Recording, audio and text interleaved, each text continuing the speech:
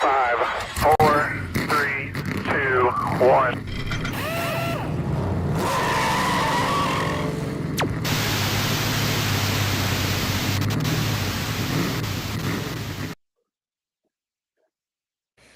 Good morning, everyone on the ATYL channels. Appreciate everybody tuning in to Slide Job, or the Splash and Dash podcast with Slide Job Sal.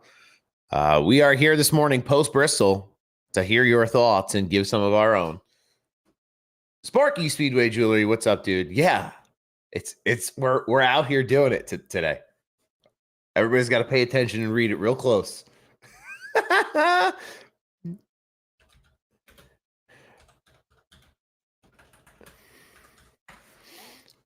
Oh, man. Yeah, so they ran about 950 in the early 2000s and late 90s. That's the answer to the question. So, but I think the overall point is it sounds better to make them run 1,000 again. If we ask for 1,000, we'll get 950, maybe. Anyway, Bristol weekend. What a weekend it was. Kyle Larson trying to do the triple dipper, go back, Truck Xfinity and Cup. Got close. Truck Series just didn't seem to want to squeak out for him. Second place to Chandler Smith. Xfinity Series was an interesting race. It was, I don't know what everybody thought about the Xfinity Series. I'd love to hear your thoughts on it. Biggest takeaway for me from that was the accident there with Sheldon Creed, Brendan Poole. Just not an inspiring event for me. The Xfinity race either.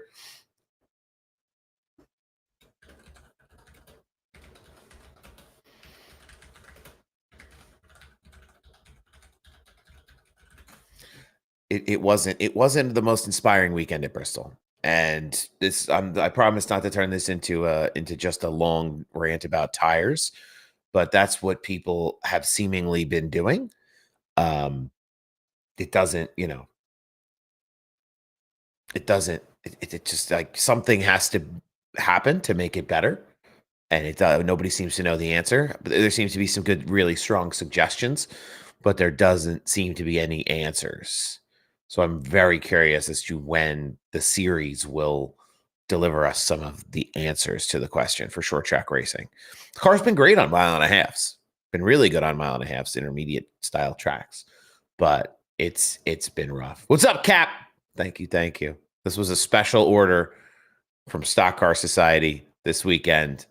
Before I saw the race on Sunday, it just happened to be one where I was like, Freddie Kraft, somebody retweeted this, and I always had looked for it after bad races, and they were the ones who made it. So make NASCAR Gen 4 again. That's a good hat too.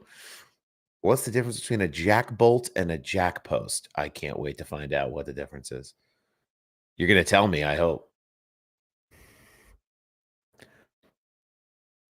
I hope you're going to tell me, because I can't bear not to know. But in the Truck Series, yeah, Chandler Smith was running for front row.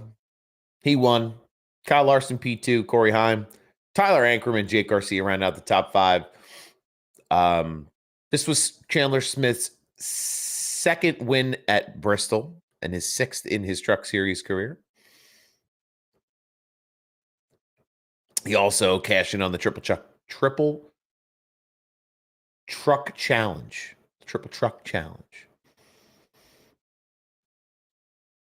Oh, if I don't know what the difference between a jack bolt and a jack post is, I don't need to pontificate on racing. Jack bolt is for edge. I thought you were asking me like as a joke. Like, what's the difference between a jack bolt and a jack post? Like, aha! So I didn't realize I was taking a test this morning. Oh, man. To be honest, bring Bristol back on dirt.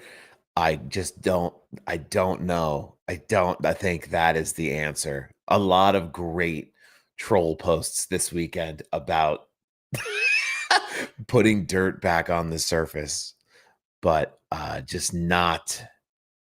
I don't think that's the answer either. I think the cars ran worse. It was less of a entertaining product to me on dirt than it was.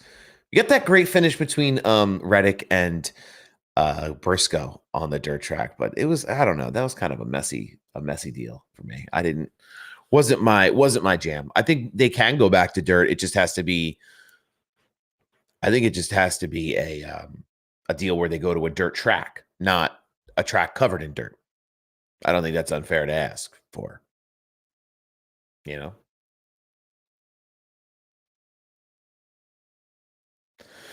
Also, too, before we get too down the rabbit hole, the hat is a prop.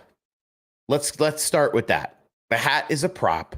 We're having fun with the hat. The hat is for fun. The hat is not for anyone to be upset by. The hat is for people to laugh and be entertained in the insane world of our sports and national national attitude towards everything right now. So it does not reflect anyone's political beliefs in Washington, but it is a fun prop, and I do think they should put 1,000 horsepower back in the car. So I'll give you my little disclaimer there, because I'm waiting for somebody just to come in here with elbows out this morning. So I just want to make it very obvious and very clear that that's what it is. We're just having some fun, but it is also the truth, like Cap said. Hot take. It's not the cars, it's the drivers.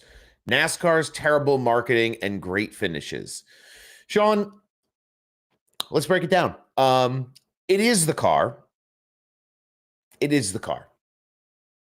It's not some drivers. I think this car is easier to drive than almost virtually any other Cup car that there's ever been. So there may be some less talented drivers that are hiding in the field that may not be able to wheel it, right? Because we see that Larson and Hendrick can set it up and dominate a race. The marketing for NASCAR has never been better. As someone who works in marketing full time, the marketing NASCAR is doing digitally, at least, it has never been better. So they're marketing themselves into excitement, and they're building cars for marketing, not for racing, which is great for marketing, but not great for people who pay attention for longer than 30 seconds at a time on Instagram. So that's kind of where I am on that take. But I love the take, and I love that you gave the take to us. So thank you for that, because I think there's a lot of opinions, and we're going to break them all down here as we go along. So Denny talked about ride height rules, right? He talked about how the lead car cannot be manipulated by any other car on the track. Can't happen. The way the cars are set up, they're not designed aerodynamically to be manipulated, and it's part of the problem. In the Xfinity series, we see it all the time, and I sound like I'm stealing from Denny because Denny says it all the time. But in the Xfinity series, you see cars being moved by air. You see different aerodynamic packages. You see all different kinds of aspects of the body design of the car and the aero package, and that helps change things on certain tracks. I think Denny, the thing that stuck out to me most about Actions Detrimental this week, and I stayed up late last night to listen to it because I knew he would have some steaming hot opinion on it, was the testing they did of the Gen 7 car before they released this. And Hamlin's comment was that they didn't have multiple cars racing in a pack until 2 months before the season started. You seem less than prepared if that's true. And I have no reason to think it's not true. But if you're running this Gen 7 next gen package for the first time 60 days before a season open, how much testing is that? What can you do to that car in a 60-day period that's going to adjust to improve the product if you don't like what you see in a testing session. I don't really care for Hamlin on track, but off track, he does know what he's talking about. He does. He's a smart guy. I know a lot of people that feel that same way, that, they're not really his biggest fans of the racing he does, but it's definitely a deal where he's been around the sport, not only just as a driver, but now as a team owner. So there's a lot to unpack there, and he has a lot of good information for us through that podcast. Sean, yes, the hat is from Stock Car Society, stockcarsociety.com. Use code SlideJob10. You can get a hold of that if you really want one while they're still in stock. I don't know how many there are, but while they're in stock. Kyle Larson doesn't need testing. He's that good as should the other NASCAR drivers. That's really not how this works. And I'm not talking about not everybody is going to play up to the Larson level. Not every driver is running dirt midweek. Not every driver is running other series. To be honest with you, NASCAR is limiting how many series drivers can run at the cup level, run down. So, it's not about everybody having to catch up to Larson. I think it's just Larson is as good as he is, right? He's the best driver in the series for sure. But it's, the resources and what they have at Hendrick that also helps make him as dominant as he is.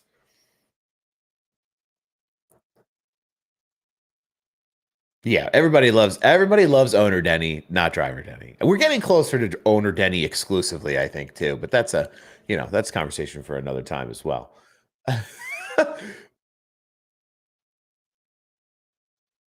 Does Christopher Bell still run dirt? I don't know, to be honest. I mean, he runs a handful, I think, a year, but I don't think he's running like high limit midweek series. I don't think he's traveling around on, he doesn't leave the track and then go and then go and then go and then go. I think he's running like a handful of races for. The name is going to escape me. The guy's from Pennsylvania. He ran for him in Las Vegas, and he's going to run for him a couple other times in that car this year. If I remember correctly, it was Elliott, Hamlin, Blaney always up front at the end in Gen 6. I mean, there were a lot of people up front at the end in Gen 6. See, so the idea with the red hat is hopefully we could also get them in blue. I reached out to the guy who makes them. He hasn't done a ton in terms of marketing them because he's like, I'm not really sure how this is going to go. So I was like, let me buy one. They're for sale to the public, but you're going to be able to get blue ones too. And I have a really good bit for when they make blue ones. I want to do like a social media video. But again, I said it before and I'll say it again. The hat is fun. It's a prop. I don't have a wall full of red hats in my house. If you do, God bless you. If you don't, God bless you also. I can tell you were focused too much on the car. Even in Gen 4, we had aero push. Yeah, but it was different. In Gen 4, they didn't just have dirty air. They didn't just have aero to affect it. You could drive the car from 20th back to the front because the car's at 1,000 horsepower. Denny needs to get rid of Bubba. That would be an incredibly foolish thing for Denny to do. Incredibly foolish. Been sold on the idea that great racing is lots of passing. Well, it can be lots of passing. I think we've been sold on the idea that great racing is pack racing and that it's tight racing and that's what is wanted by folks out there. My complaint with the car is the complaint of everyone with the car is it has made short track racing suffer to a point now that there is no alternative. I don't think you can look at the product from Bristol and say in good conscience that was a great race. I understand we're watching on TV, the battle for the lucky dog. Those races are competitive, right? The battle for the lucky dog. But when you have a driver who's out there giving an ass whipping to everybody, and again, lots of times in the past that's happened too, and I'm not even complaining about that, but you don't even have drivers running side by side throughout the field anywhere. Nobody can drive up to each other. Nobody can manipulate each other. It's what your lap time is what you will, your fastest lap time is what everyone else is running to. That's where I'm getting confused on what the the situation is.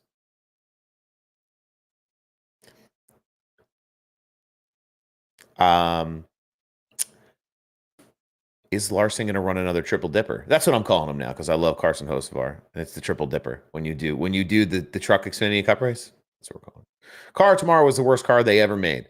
It was not good, but it was fun to watch for us at home. I'm sure the drivers hated them. Yeah, I think Denny again, or we're not going to go down the rabbit hole of anything, but Denny Hamlin has a great team, and who he's got in that camp at 23XI right now. Their on-track performance has been exceptional this year, besides Riley Herbst, who I forget even runs for 23XI. He's keeping that seat warm for Corey Heim, it seems, at this point. I'm sure Riley's a great guy. He's been a great driver in the Xfinity Series. Moving up to the Cup Series has not been kind to him, as it has not been kind to many drivers over the years. I hope he finds good success, but it is looking tough right now. Been in some tough situations, but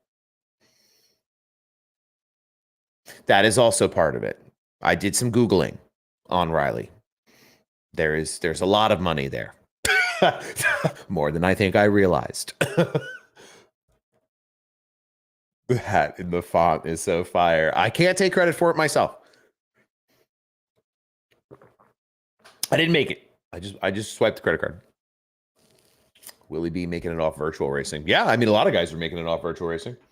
Willie B has some deep-rooted connections also. I think I don't know if people realize that. Like, I'm not here to be like the TMZ, the NASCAR TMZ, but there's a lot of very, there's a lot of influence that happens outside of the driver's seat. Larson passed the whole field. Yeah, in Xfinity Series, he lapped the whole field twice, or almost twice. New here. What is a Cup car? A Cup car is a sports car built to be a stock car. Runs in the premier division of American stock car racing in the NASCAR Series. That is a Cup car. Right now, that's what a Cup car is. I'm still catching up on these messages. I'm not at the bottom of the messages. I agree with the short track, especially Martinsville has suffered the most with this car. Martinsville suffered. Richmond has kind of suffered. Bristol is suffering now still. My fear is that, honestly, they'll stop running them, and I don't want that. So, car tomorrow was better than this car. It was. A lot of things are better than this car. I think they should just let the Cup drivers get into Xfinity cars on short tracks. Let them run the Xfinity cars on Sunday. Who cares?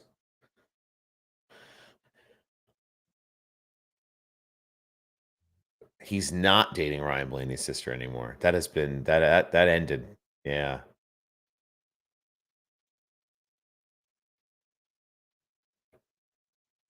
Okay, so yes, Sean, I like this. You're bringing me heat and fire now.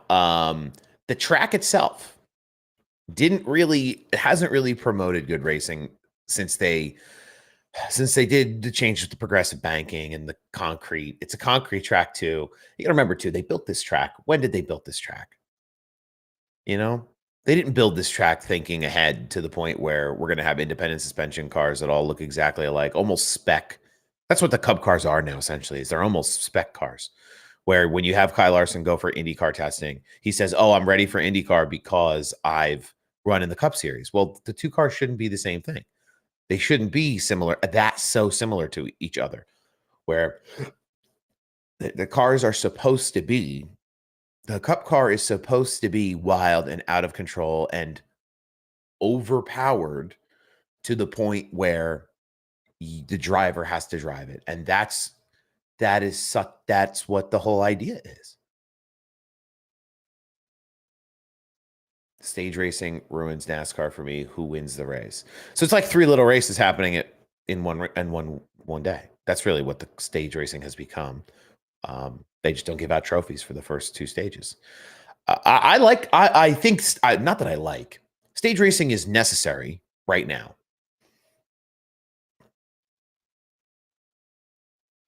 Yeah. Yeah, when you can sit down and you can say, yes, the Cup car is similar enough to IndyCar that it lets me run the Indy 500, the biggest Indy event, the biggest motorsports event, based on your opinions.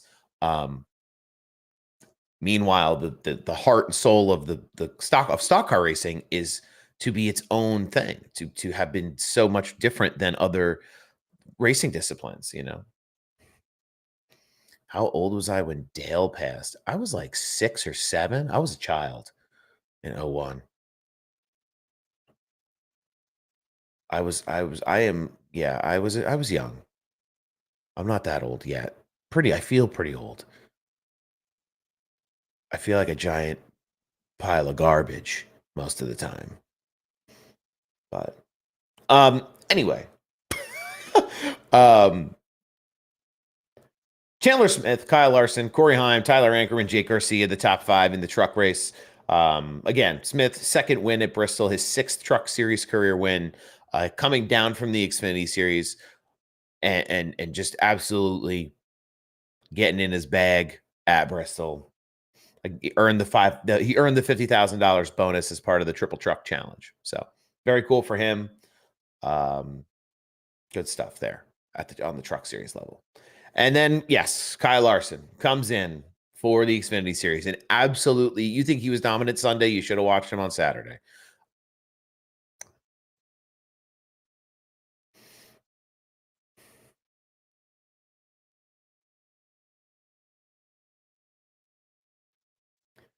Oh man, I can't even. This is wild. Dominating. They care about the timing from 2 to 36 and the passing and abilities. I think the next season they will increase the horsepower. The scrutiny is too great right now. I think you're getting close. The more pressure the public puts on them, the more likely it is that something gets done. You know, for me, I love motorsports in general and at large. I'd love to work in this industry full time for the rest of my life. At the stock car racing side of the world, I think there has to be something that happens to make it sustainable and give it longevity in terms of the product. And this is what I think it is.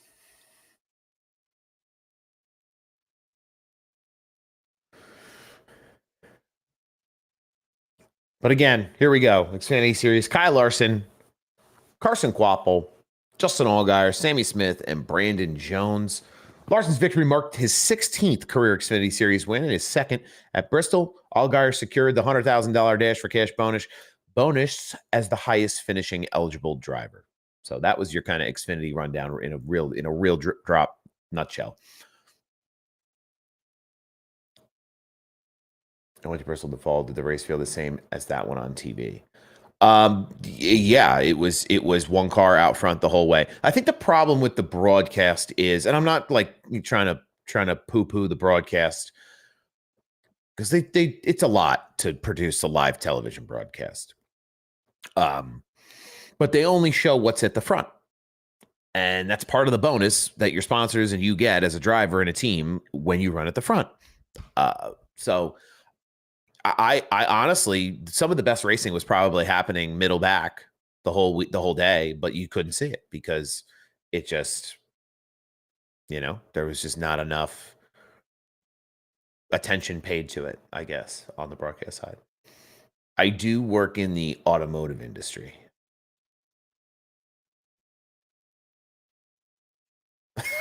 I'll drop my argument for moving the numbers back for more horsepower. Yeah, we got to take the small wins, the small battles on first. Let's get the cars running good. Then we can move the numbers. Appreciate all the new folks joining us here. I enjoyed Bristol in the fall, but as a racing purist, you know what was happening on TV. I knew that it had to be terrible on TV. Yeah, it's I hope that as they go on and they do some different races this year, CW's been doing a good job with the Xfinity broadcast. I didn't have the audio on for that broadcast. I wasn't listening to it. I was just watching it. I was out and about on Saturday, but they seem to have been doing a pretty good job this year. with the new deal, and I'm really curious to see what Amazon does. I think Amazon's going to knock it out of the park. They have so many tools and so much capability. I feel like those races are really going to be the standouts this year. I worked at NASCAR for 6 years, and honestly, it was a pain, but loved every minute. Yeah, it seems like everyone who works in the sport has a really positive experience, even though you know, okay, I have to travel 35 or 38 weekends a year. I have to, bend over backwards. I have to miss time here and there. But people seem to really love it. It's something that I've had a passion for a long time. Um, but I've never had the chance to really assume a role where I could give my full effort to it all at once. Also, I'll put it that way. Um, have you thought of having a panel for discussion with a show and a co-host on TikTok? I have not actually.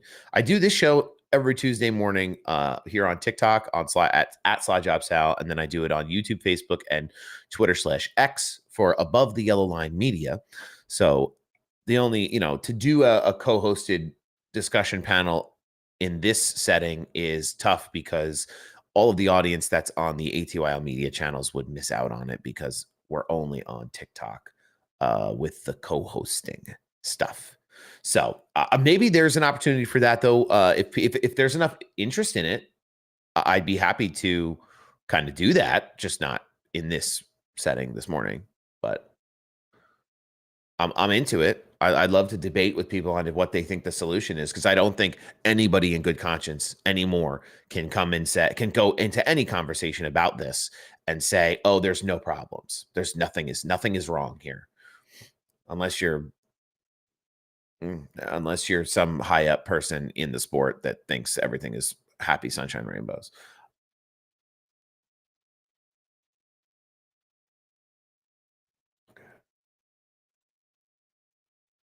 I keep referring to TV as someone who is trying to get peers into the sport. When they see the last 2 weeks, it's been disappointing. Yeah. CW doesn't live stream races on the app unless they've started recently. I haven't watched on the app. So the way I do it where I am is I have like the Xfinity stream app that Xfinity gives me to stream live TV. And that's not through the CW app directly, but that lets me watch the CW through Xfinity on an app indirectly from the CW. I don't know if that makes a lot of sense. It feels like it makes sense to me. Caps down too. All right, maybe we could do this one night. Maybe we could have a horsepower debate. I'm game for something like that. If everybody wants to jump in and talk about their experience, I'm just the guy you're seeing right now in your feed or on your screen. I'm not the most educated person on the historic engineering preferences of NASCAR teams where, oh, well, we'd rather have this much horsepower because of X, Y, and Z, and this body style because of X, Y, and Z. I know what I see on TV because I clickety clack on the computer. I know that, when I was growing up and I was watching the Rainbow Warrior and I was watching the Intimidator, those races were way different than what I have now. Good, bad, or indifferent. They're different. So I have Spectrum. I have to be home on home Wi-Fi to stream CW and a few other channels. That also happens to me as well. For DirecTV, you have to be DirecTV and Xfinity. There's a handful of channels that if you're not hooked up to your home network, they won't let you watch them.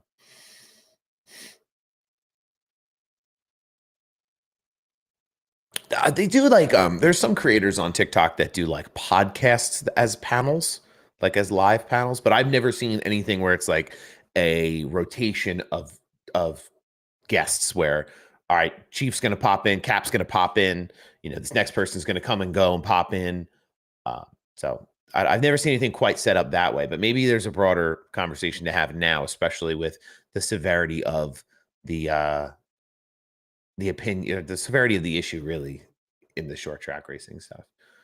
Do you think Larson, if he got shuffled to say P10 on a pit cycle, could have recovered? No, no. I don't think anybody can make any passes anywhere. Not in traffic. I think if Larson had gotten mired back, because why would Blaney have stayed out? Blaney stayed out long. They wanted to put Larson back behind them.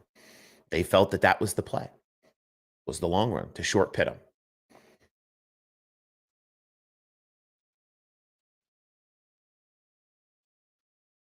I honestly don't think horsepower is the fix. The cars just have to be able to pass again. Well, that's the whole. It's a little bit of a contradiction. I don't think the cars having more horsepower has to be the fix. It's the convenient one because that's the one they made a hat about. Um, but there are other ways that they can adjust this, right? Is it right for them to put all of the responsibility on Goodyear? Not anymore. I don't know what they expect Goodyear to be able to do. You know, make a tire that does this at this temperature, at this time, with this sunlight, with this shot. It's a tire. The tire should be one of the least talked about parts of the car if it's set up right. I don't think it's a tire deal. To some extent, yes, you're going to have compounds that need to change for different locations because of the track surfaces. Great, that's fine. That's standard, but not where we have a bad race weekend and they go, it's Goodyear's fault.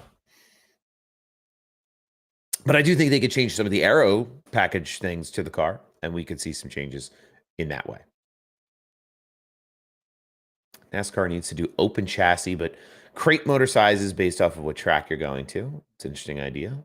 But then also allow teams manufacturers to modify the body and chassis to a certain extent. NASCAR is not going to let them modify anything to any extent anymore at any point.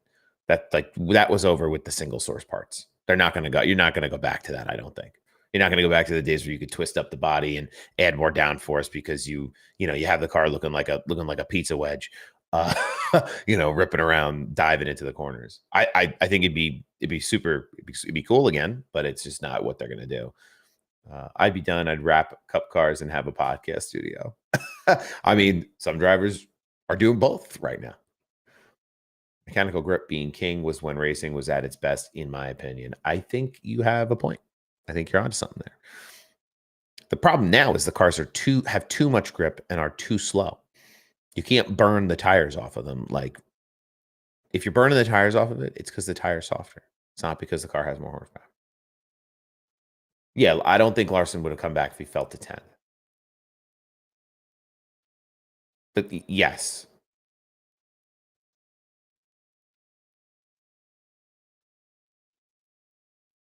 Larson and Blaney had the exact same Delta lap time.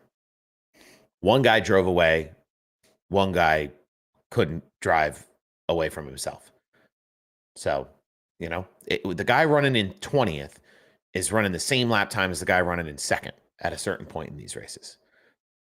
That's just the facts.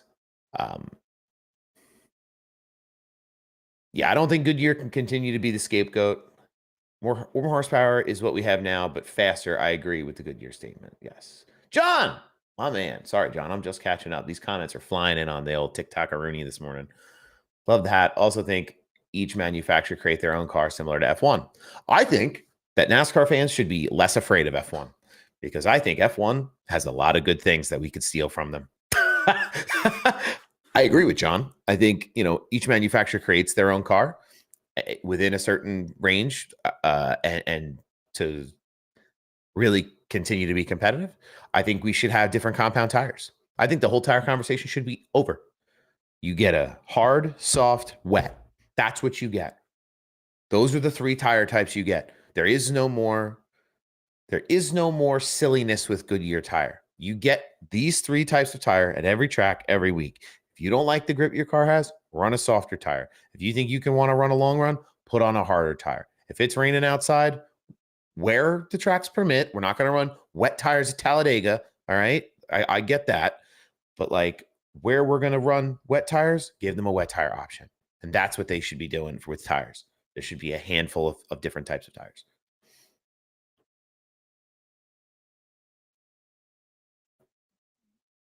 I believe the tires are too wide. Well, yeah, that would be a fix as well, where you'd have to narrow in the tire.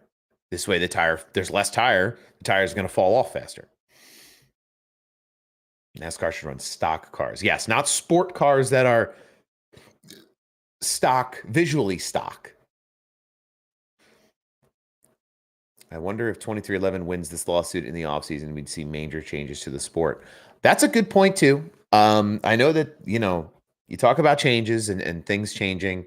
The big uproar the last few years has been the horsepower in the cars, the playoff format, and Goodyear's tire package. The aero package has been a big gripe over the last few years too. Um, it's kind of all we've heard about in terms of this topic. So I'm interested to see if it does make waves. I think it will. I think when they open the closet and all the skeletons are bojangling around in there, they'll have to do something, whether it's from a performance perspective or from a business perspective or something. Something will have to shift a little bit. That seems to be the path because they're continuing to like. I mean, I think part of and again, I'm not a lawyer, and I keep up with just the headlines for the NASCAR 2311 FRM lawsuit, but I know like they were requesting like documents from other major sports series, which is wild. So they're the Jeffrey Kessler is the lawyer representing the teams. He's onto something. He's going down the whole rabbit hole. So if they have an answer, a faster Xfinity car is the answer. I've been saying that for a long time. Let the Cup drivers get in the Xfinity car and see what that race looks like.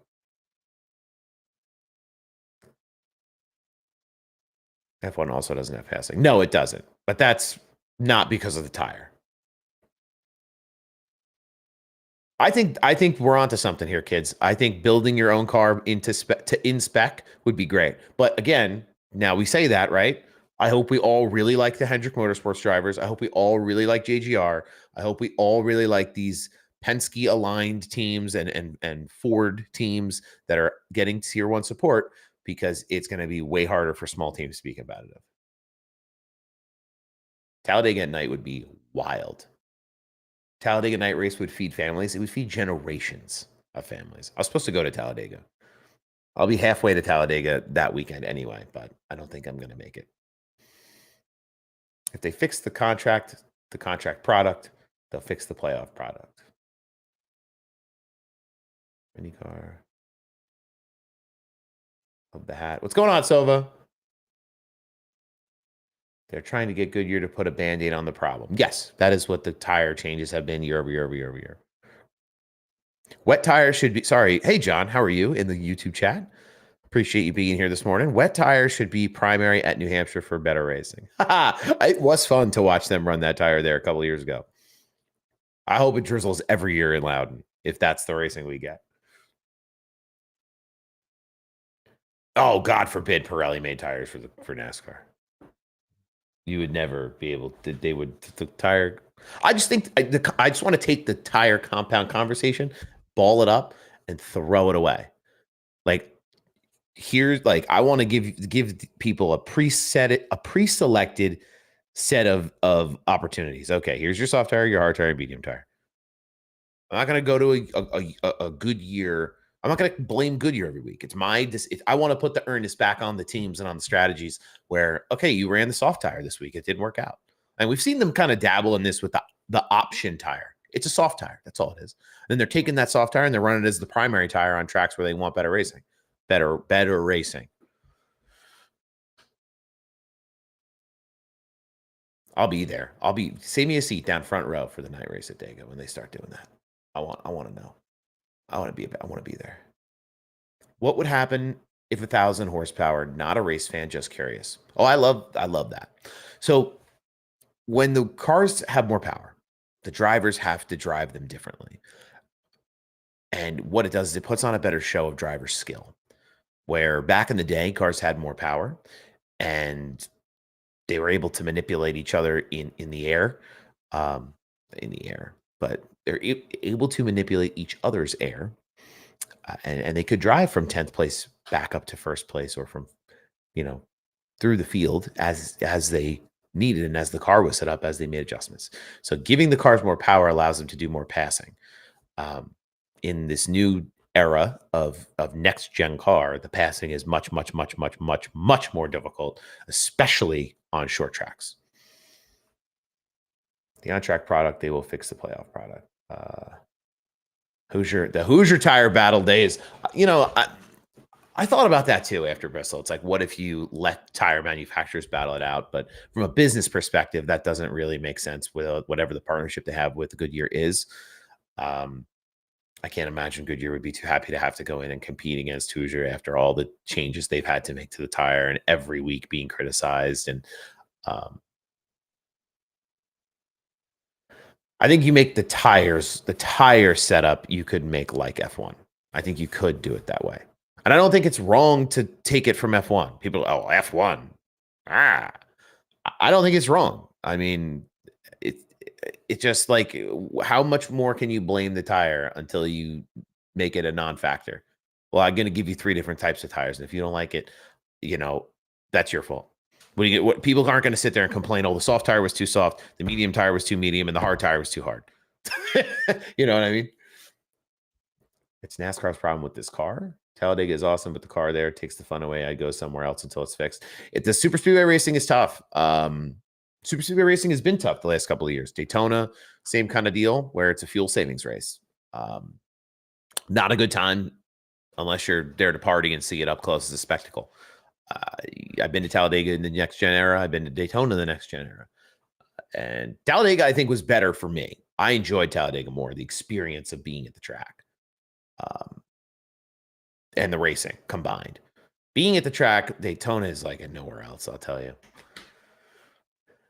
Yeah, that's my point with the tire changes too. Is like it's the cheapest, most affordable option. We're going to talk about the cheapest option, by the way. I don't want to hear any more about how the teams can't afford to fix things. Legacy Motor Club was going to pay Rick Ware $45 million for a charter. $45 million out of pocket to purchase a third charter from Rick Ware Racing. This is a team that already is trying to run 2 cars competitively. You're going to bring on a third charter at a $45 million price tag. And you're going to sit there. The industry is going to sit there and say, teams can't afford changes, but they can afford $45 million charters. Make it make sense, because it doesn't. Okay, that's my piece about the affordability of this whole thing. I know some teams have different financing from different sources and from all kinds of different things. It almost, and this is going to be like, I'm surprised shots aren't going to come through my window if I say this out loud. But if teams can't afford all these things, again, stealing from F1, maybe we go to a profit sharing format.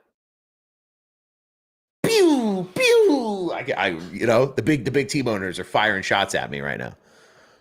If you want all the cars to be just as competitive as all the other cars, you have to give equal funding to make equal racing. I'm not saying that's what I would do, but if the car needs to be changed this bad, that might be something to consider. All right, I have to catch up. There's 15 new messages that I missed. So, dirty air of the cars, stop relying on aero, give them more horsepower. Need less underbody, I agree. At this point, I think Bristol just lose its first race. You're likely going to see all short tracks only run 1 race a year moving forward if it continues this way. It's like watching highway traffic. Brother, they pack air now. The cars lack edge. You give them edge to play with, you'll see better racing. These are slot car races. I don't understand how it would be too expensive to add horsepower. Give them a pass button like they did in Indian F1, so like a DRS. I don't think that works from an aero standpoint for NASCAR, but it's an interesting idea. Too expensive for NASCAR. They supply the cars and the engines now. Goodyear has a monopoly on the tires. They already took the single nut.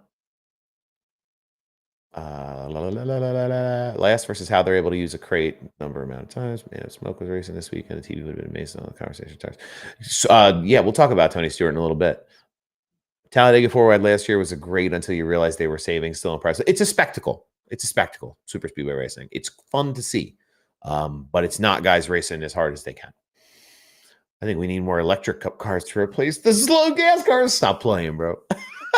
Tell Penske to share some cash and see how that plays out. Yeah, these guys are never going to do that. They're never going to shift to a profit share model. But that is what other motorsports do. I don't make the rules. I'm just here to let you know. The teams can fix the car if NASCAR would get out of the way. I agree. LOL car communism.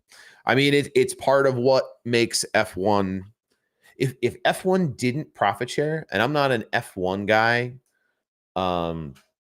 I struggle to see how anyone in the field would be competitive but McLaren, but Red Bull, but Mercedes, but Ferrari. All the other teams would just fall away.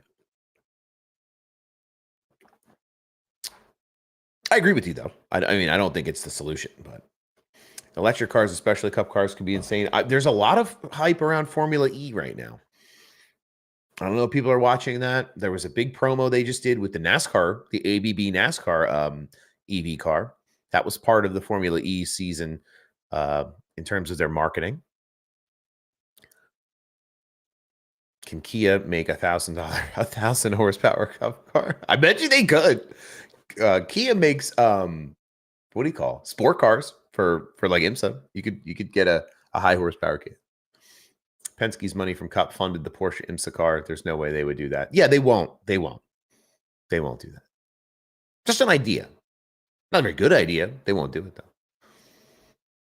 I'd like someone to ask the Steves why they're allowing a mystery manufacturer to dictate our sport. Oh. The hybrid model, is that what you're talking about? Money. Money is the answer. You don't need the Steves. Money's the answer. Cord Jones. I don't mean to get political, but I need that hat. The hat is just for fun. The hat is a prop. We're having fun with the hat. It does not reflect anything but what it says on the hat. It's supposed to be a fun, funny, satirical play on the issues with the Cup car right now. We need to read the hat. That's the best part about the hats. People see it and they think it's a Trump hat. They think it's all about Trumpy, but it's not. It's about the Cup car having 1,000 horsepower because God knows we need it. I'm excited for the iRacing NASCAR video game. I am. I'm interested to see what the iRacing game is all about. I run iRacing semi-regularly. I've really enjoyed, honestly, which sounds going to sound wild. I've run a lot of adaptive AI races lately. The officials are really wild for me. I don't really run a league anymore just because I'm so all over the place certain nights. I have a hard time committing to one night a week of just running races, but it's interesting. I hope that it takes a lot of the young folks who are interested in the sport and gives them a place to play on console. Kia definitely can. Hyundai is the Ioniq with 670 horsepower. What's your Hyundai or Kia could make any manufacturer could make 1,000 horsepower. 1,000 horsepower to make 1,000 horsepower in a car today is not what it used to be. You look at the drag racing world. There's dudes with one tooth and 3 wrenches making 1,000 horsepower on their cars nowadays. It's a matter of tuning. It's a matter of the right parts and pieces. You can make 1,000 horsepower. There's ways to do it fairly standard. What's my favorite piece of memorabilia that I own? It's a good question. I mean, it's tight. It's tight between the gas can and the Alfredo fender. I was at the race that the fender came from, so I think that might be my favorite. Well, you nailed it. I laughed and joined the live immediately. Thank you so much. I appreciate your support. Really great people. I stopped watching when Gordon retired, but want to get back into it. What's wrong with them? They just don't have enough power. If you watch the race now versus a race when you remember watching it, 2 very different pieces. 1,000 horsepower, narrow the tire, raise the car height. 3 fixes. They could do any one of those things would help. I have a signed Dale Senior race use tire. I see those online a lot, but I refuse to spend the amount of money that people want for them on them. Oh man, we've really gone through the gauntlet. I appreciate everybody dropping in the chat this morning.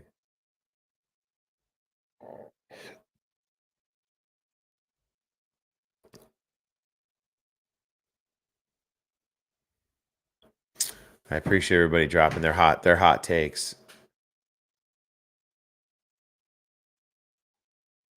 NASCAR lost its nostalgia. That's what Darlington Weekend's for. But they want to get rid of that too. Make it make sense. Sal, have a blessed Easter. Enjoy Rockingham this weekend. Adam, you as well. Have a blessed Easter. I'm going to enjoy the race. Hopefully it's just sitting around, hanging out with the fam. I leave for North Carolina on Monday for a little vacation.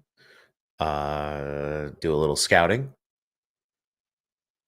So I'll be down there for a couple of days and then be back home. I'm moving that week also. So I'm moving this week, vacationing next week, have to be in my new place by the week after. So I'll be busy the next couple of weeks.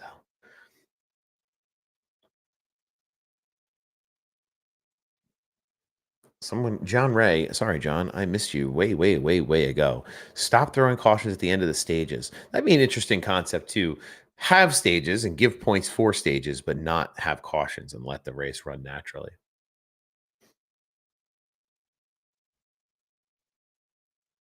Why do they call them Cup cars? Because it's the NASCAR Cup Series. They don't need 1,000 horsepower. They need restrictions removed that restrict fuel. Like restrict the amount of fuel or the type of fuel. What do you mean by fuel? The wide tire isn't the issue. They just don't have a big enough sidewall to slide around. It's interesting. I have never thought that deep down the engineering of the tire. Hoping Casey Kane can pull off a win at the Rock. That'd be fun. I heard that Casey Kane didn't know that the track had been repaved. He went for testing and he was like, "When did they repave this? That's new."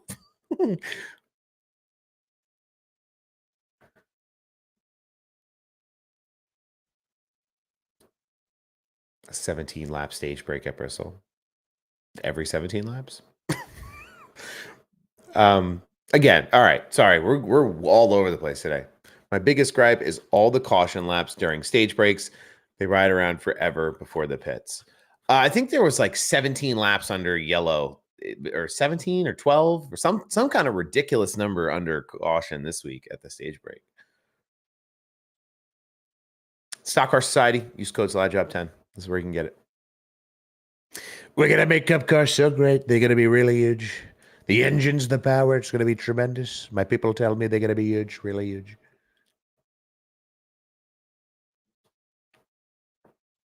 Oh man, what a world we live in.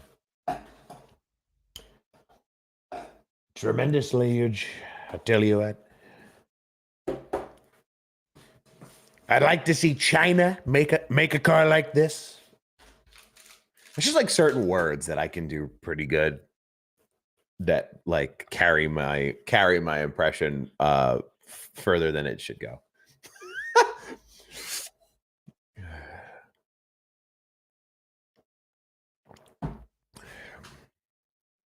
Ridiculous. Crazy. So recapping a little bit of the actual results from the weekend, right? So we had Chandler Smith winning the Truck Series race. We had Kyle Larson absolutely putting a whooping on these boys in the Xfinity Series. I think there was a point in the Xfinity Series where you heard him come over the radio and ask, "How many more do I need to lap them again?" He also was on the Happy Hour pod yesterday, talking a little bit about he wants to go out there and embarrass young drivers. That is his goal, is to embarrass these young guys and let them know that they ain't nothing and that they need to step up their game if they want to come up to the Cup level and race with the big dogs. Which I saw somebody retweeted and was like, "Oh, he's going to get a lot of heat for this." I don't think he's going to get a lot of heat. I'm not going to give him any heat for it because I think it's necessary. I think you have to have Cup drivers at some level go down to Xfinity. I don't think they should be stealing wins away from them in terms of like the point standings and all that. But I think you see it in the Truck Series, right? Look at Stuart Friesen look at what Stuart Friesen has learned this year, even from Kyle Busch. I don't know, the battles that they've had in and out all year. You tell me they're not looking at each other. One guy's not looking at Kyle Busch and saying, "What can I do that he's doing to be better?" I think there's something to that.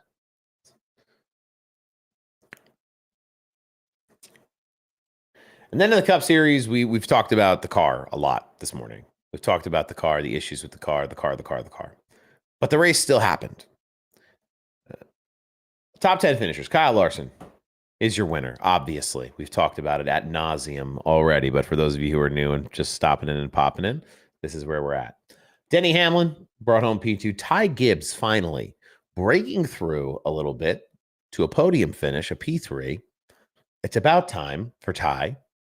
They've been looking for this kind of result all year. Ty ran really great at Bristol last year.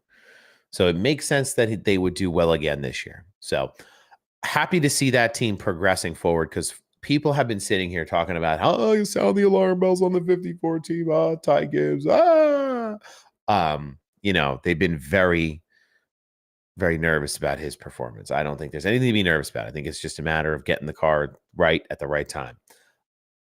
Chase Briscoe, P4. That 19 car has always run good at Bristol, even when Truex was in it. So Chase, also, kind of a short track guy, a little bit. So Ryan Blaney could have won this race if things fell the right way, but they didn't. But Ryan Blaney is like the driver that I want to say has a win this year, but doesn't. I feel like he's had performances that are deserving of a win, but just hasn't been able to bring it home for a variety of factors outside of his control for the most part. William Byron, Ross Chastain, Christopher Bell, AJ Allmendinger, and Austin Dillon wrap out the top 10. I was at Bristol and enjoyed the Xfinity Cup races. I wish I could have been there to see it for myself, because I feel like the racing was better not on TV. I think the cars need a longer wheelbase. I'm not an engineer. Maybe that's an option. I don't know. I was concerned with how many people I saw in the stands at Bristol. People used to leave Bristol tickets in their will, and it looked really light this weekend in the stands. And I even did the whole thing. I said to myself, okay, it's early. Maybe people are just coming in. Maybe they're not all in yet. Maybe they're all still partying in the parking lot. I know there's a lot of off-track options for people to have a good time. And then we got to like the end of the first stage, and I was like, where are all the people? Why aren't they there? And then it got late in the race, and that's when I gave up, and I said, oh my God, there's no people at that race. Very telling, because Dover's my home track. So when we finally got the Dover date, not to be no rain this last year for Dover. There was no rain. There was no forecast of rain. There was nothing about rain. Because the first thing I'll tell you in the Northeast when people go to races at Dover is they're not going to go if they even smell the conversation about rain. They're not going to go. They're not going to waste their time, because every year it gets rained out. So the precedent is set at Bristol, right? Or I'm sorry, at Dover. So last year when Dover happened, it was like one of the most attended races ever at that track. I've been going to Dover since I was a child, and I don't remember it being that busy as it was last year. Just my opinion. I'm just as one person being there. It looked beautiful. I've been to Bristol. Bristol is beautiful. It's a beautiful area. You stay for a couple of days. You go to the brewery. I mean, there's not a ton going down. You could go through the Tri-City. If you went to the Tri-Cities area, though, it's good for a couple of days. You can hang out, have a couple of beers. There's some good food in that area, believe it or not. There's some good things in Bristol. It's a fun place to be. Dover was my first NASCAR race last year. Yeah, Dover's a good time. If you had never been, I would definitely recommend. You can get the hat, stockcarsociety.com. Use code SlideJob10. We were there. It was concerning to see the people that were there left at 50 to go. Well, that's the tough thing, right? Is when you have a light day of attendance and it's a whooping. People ain't gonna stick around. They're gonna beat the traffic, get in the car and zip out of there. I mean, for me, I'm the type of person that if I'm going to the Cup race on Sunday, I need to leave on Thursday, because I'm going to sit there and watch the truck race, going to sit there and watch the Xfinity race, and I'm going to sit there and watch the Cup race. I'm paying to be there. I'm going to pay to travel to the track. Most of the time, it's an extended travel for me. It's days off of work. I'm going to go and experience as much as I can. That's my piece on it. People need to stop whining. Bristol race was awesome mid-pack. I just wish they would have showed it on TV. I would have loved to have seen Ryan Preece battling with whoever it was for the lucky dog. I forget who they said it was, but they were battling for it. I saw Ryan Preece trying to fend off Larson to stay on lead lap. That was the best portion of racing they showed on TV all day. I'm not saying that was the best portion of racing, but on TV, that was what was the highlight. There was zero emotion in the stands. Gatlinburg not far. Get a cabin and race the next day. Yeah, Gatlinburg's a good time. I've been down there too. That's a fun place to be and hang out. Um, Lots to do. Kids, families. NASCAR needs to be more proactive with their making their schedule. They've made some changes over the last couple of years to accommodate some weather. That's why Dover is now in July. I wanted to leave, and I'm a Larson fan, to beat the traffic, but my family didn't want to. Fox coverage is terrible. You're right. Mid-pack racing was still fun. Dover is nice. Still love Daytona. Still supporting the short track, but some of these cup races are boring.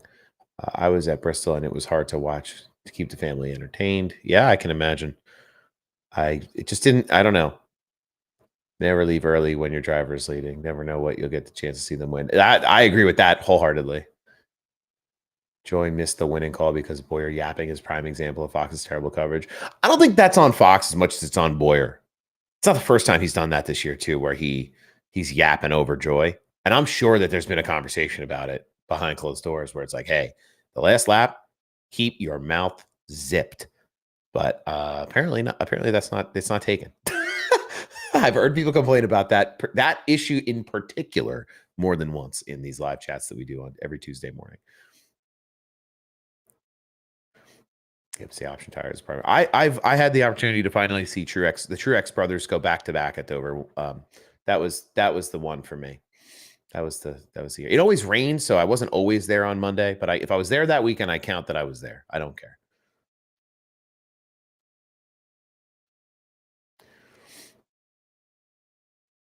Well, that's the whole part of this conversation too. Is if they don't fix the car, the short tracks go away. What do they add to the schedule? Now that's where we should be. That's where our ears start to burn up a little bit, because road courses are what these cars are kind of built for. Intermediates are what these cars are built for. So, facts. Taylor, what's up? Good morning, everyone. It's the godmother, the godfather of Above the Yellow Line, Taylor Kitchen in the chat. Boyer's mic needs to be cut at the end. He does need to learn how to just bite his tongue a little bit better, because he's ruined some really good calls that Mike Joy's been. You can hear Mike Joy building into these calls. Mike Joy waits till kind of they're right at the finish line to give that wow moment. And Boyer, I guess, doesn't think it's coming and just blurts out of him. And you know what else is interesting too about the conversation where you're talking about the road courses? If they do decide, okay, there's nothing wrong with the car. If they decide that, I'm not deciding that. There's nothing wrong with the car. We're going to take short tracks off the schedule. You're never going to see another race at Fontana. It's over. The promise of deliverance in Southern California for racing. Auto Club is warehouses now. You're never getting that back. It's over. Okay. We're going to build a short track. It's going to cost us $300 million. So you're going to build a short track for $300 million and then have races like what you have at Bristol or races like what you have at Martinsville. And you're going to pay off that $300 million investment with that track. The math is not mathing. So I don't think you're ever going to see them go back to Southern California. I did a video about it a couple weeks ago, how I would be stunned if that whole property wasn't turned into apartments or warehouses. And I think that's still true today. All right, we're going to catch up on some of these messages. Good morning. Good morning. Oh, Taylor's bouncing around. Hi, Taylor. Now in the YouTube. I've seen the rumors of an intermediate getting the Atlanta treatment. Well, that's there's a lot of intermediate courses that they want to make drafting tracks or that are becoming drafting tracks all on their own because of the car and because of the track surfaces. Kansas is one of those tracks. I've seen rumors about turning Michigan into a super speedway like Atlanta. Michigan, Kansas, couple. I'll die on the sword. 1 mile. 1 mile and shorter tracks are what we need. Ditch Rovals. I think a lot of people want to see the second oval race come back, especially in Charlotte. I think you do a street course, do a road course, but do a true road course or a true street course. Don't do the Roval for me. The only thing that made Roval exciting last year was turn 7, how they made it so sharp that it was like the only passing zone, one of the few on the track, But to make it work as a passing zone, you had to really, really be aggressive. And that's where the entertainment comes from. Do it in Kentucky or Texas. Don't bother Vegas or Kansas. I'd love to see them bring back Kentucky. Texas needs a rework to some level. People have been complaining about Texas forever. I'd love to see them rework that facility, but bringing back Kentucky is a good time. Cole Custer would be happy. Even at road courses, these cars stink it up. Aero package is just a joke. Yeah, there's definitely things on road courses. It's not a silver bullet where, oh my God, they're so good on road courses. I agree. Michigan, it'd be fun to get Michigan back. I think you're going to get Chicagoland back in the next couple of years. I'll be honest with you.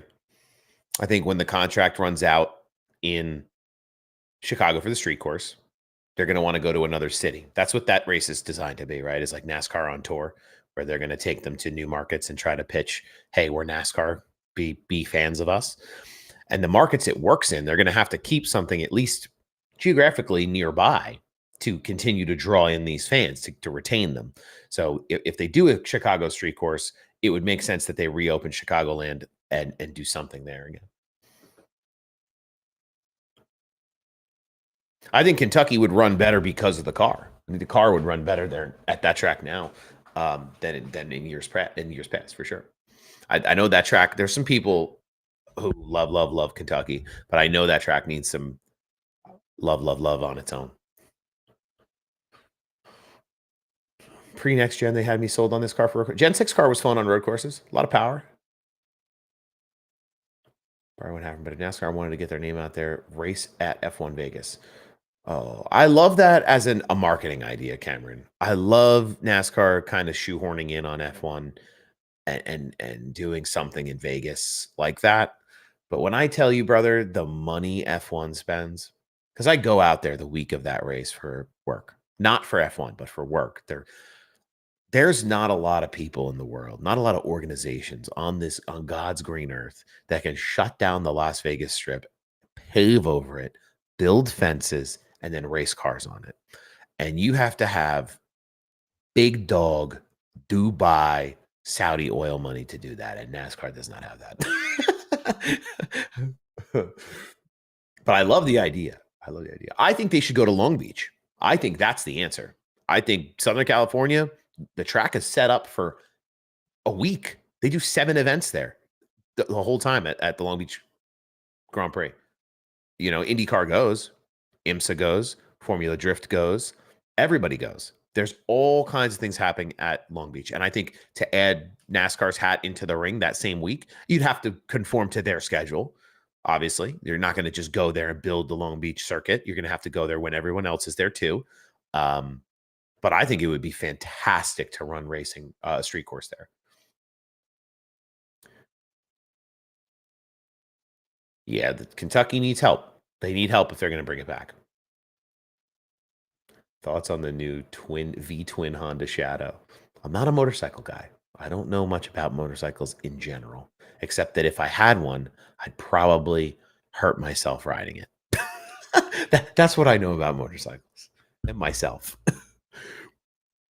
All right, so we got through the NASCAR races. So we got through the Truck Series, Chandler Smith. We got through the Xfinity Series with Kyle Larson, and we got through the Cup Series with Kyle Larson. The short track. This is what's going to fix short tracks right here. It's the most obvious solution in my mind. Well, I prefaced this a few times through the show that the hat is a prop. It is not designed to upset people. It's supposed to be fun and funny, and I hope that's how people perceive it. It is not a reflection of anyone's political affiliations or beliefs. We're all here to lock arms and unify around fixing the Gen 7 next gen Cup car. That is the goal here. Nothing else. There's no other dubious conversation happening here or influence that is happening. So just take it with a grain of salt. It's not that serious, I promise. I love that idea. I think NASCAR road courses are the future. Do a different race road course every year. Yeah, like they do with the Clash. It's just going to be a contract schedule, right? Where okay, we did Chicago for 3 years. Now let's go to Long Beach for 3 years. I think if they went to Long Beach, it'd be hard to leave because I think people in Long Beach would love seeing those Cup cars rip around. I just don't think the Clash at the Coliseum like drew in enough people because if you know like how LA is laid out, like Long Beach is where it's happening, right? The Coliseum's kind of out and away. You have to go to the Coliseum to see things at the Coliseum. Long Beach, there's always things happening. The races just happens to be there at the same time as people are already in the area, you know?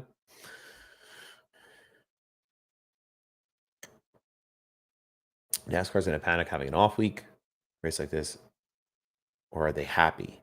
Oh, are they happy or are they freaking out with the off week? I think they're happy to have an off week. I think they're happy to have the nostalgia factor of Rockingham come back for the Xfinity series. I think they're very excited to see that track run again. But I also think it gives them time to get out ahead of this conversation of all because if you go on NASCAR, and I don't know if NASCAR really cares about what people say on Twitter.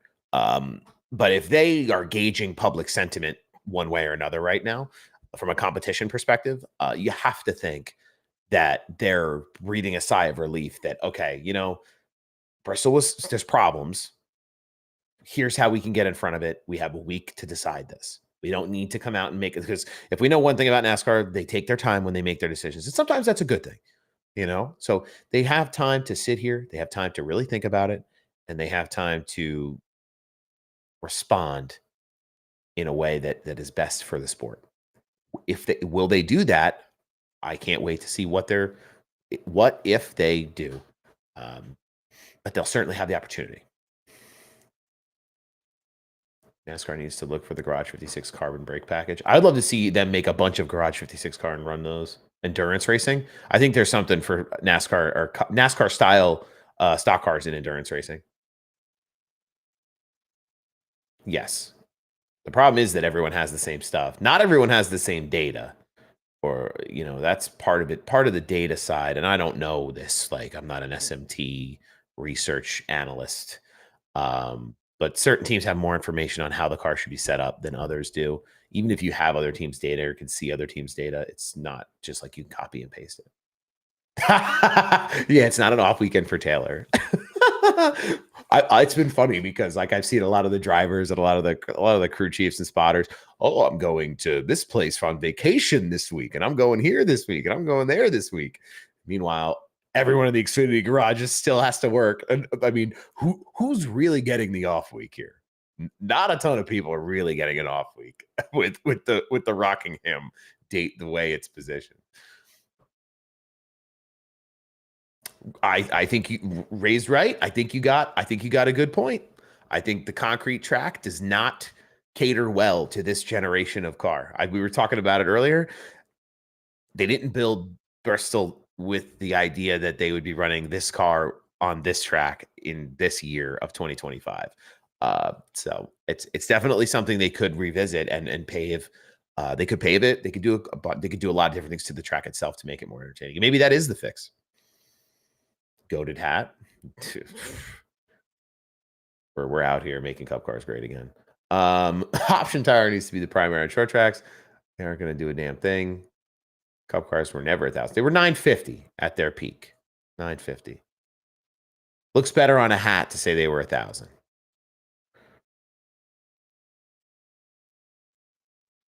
$950, early 2000s. If we're gonna split hairs over 50 horsepower, what are we doing? Make cars look like factory produced cars again too. Yeah, it would. I've talked about the cars going back to Gen 4, like a nostalgia racing series. They have it. It exists. It's out there. It's just not very. It's not very super public. I'll say that. Like it's more for hobbyists and like collectors. It's not for the average person. None of this is for the average person, but in terms of getting in the car, none of it is for the average guy or girl. But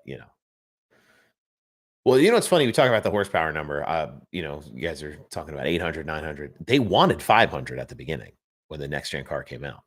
That's what they were looking to do, was a 500 horsepower package. Now they have more than that now, but imagine a 500 horsepower package.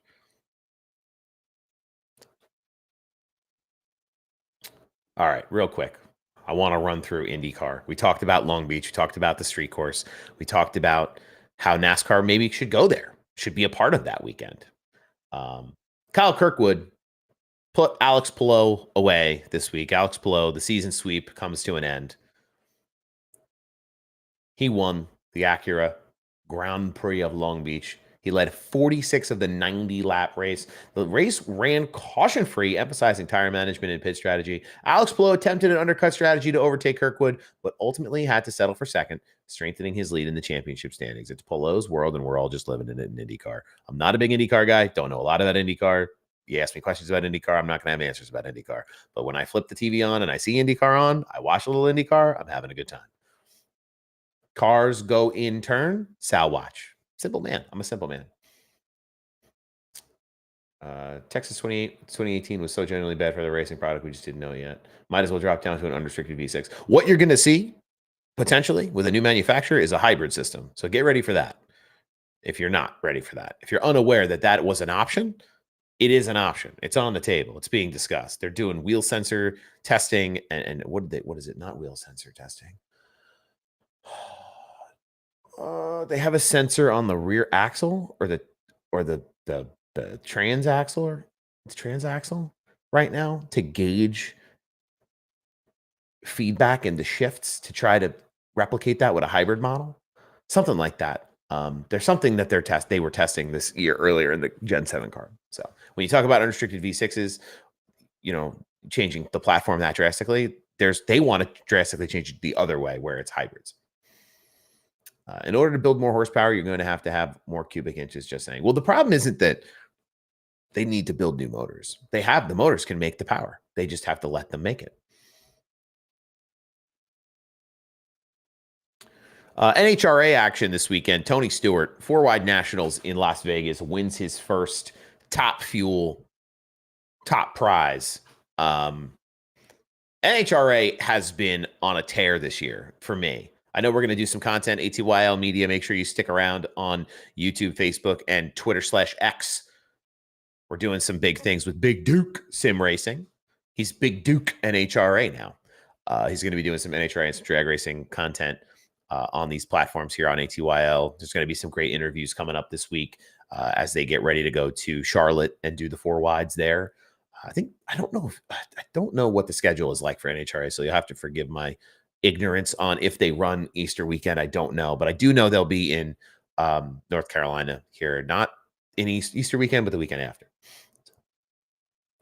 We did see some interesting racing too. Super late models at Cordele County. I'm not a short track guy. I'm stealing this from Buddy.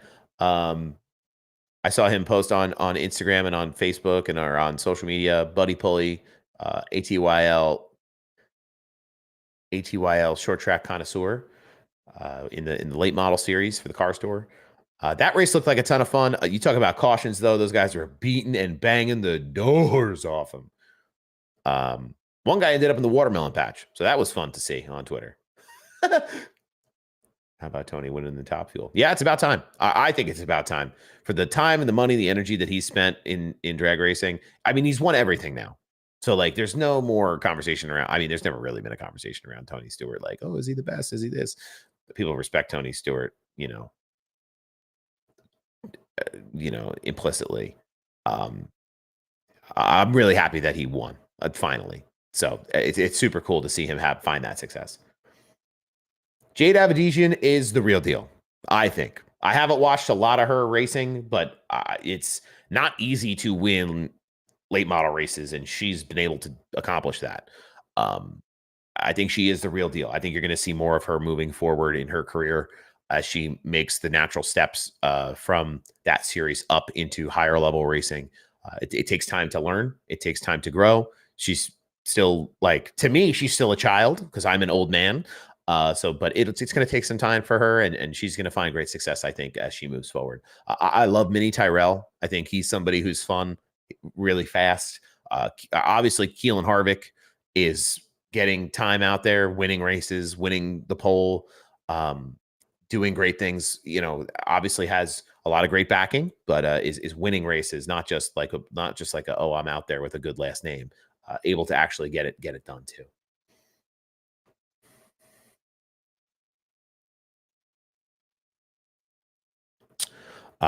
Lots of good drivers coming up from the late model world, though. It's interesting to watch how the farm system in NASCAR has changed. I know that's not really something I had marked on my sheet to talk about today, but interesting to watch how it changes now, where Cup drivers aren't just being sourced from the Xfinity Series. You see drivers that are career Xfinity Series drivers now, like Austin Hill. Like, I don't know if Austin Hill will ever get a call up. Jesse Love had his Cup Series debut this weekend. It was kind of blown over. He ran in 33 car, C4 Energy 33 car, but didn't get the result he maybe was looking for, but made his debut. So there's drivers are not traditionally coming up the same pathways anymore. There's some of them are jumping rungs. You see Carson Hocevar jumping rungs a little bit.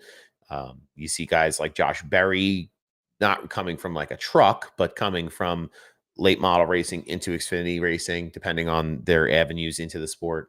So it's interesting to see it, because there's a lot of good drivers out there now. I think the code is cracked, right? It's not like there used to be like a handful of really good drivers. Now that all the drivers are pretty good, right? A lot of good young prospects out there. It's just how good can they be against each other with the equipment they have.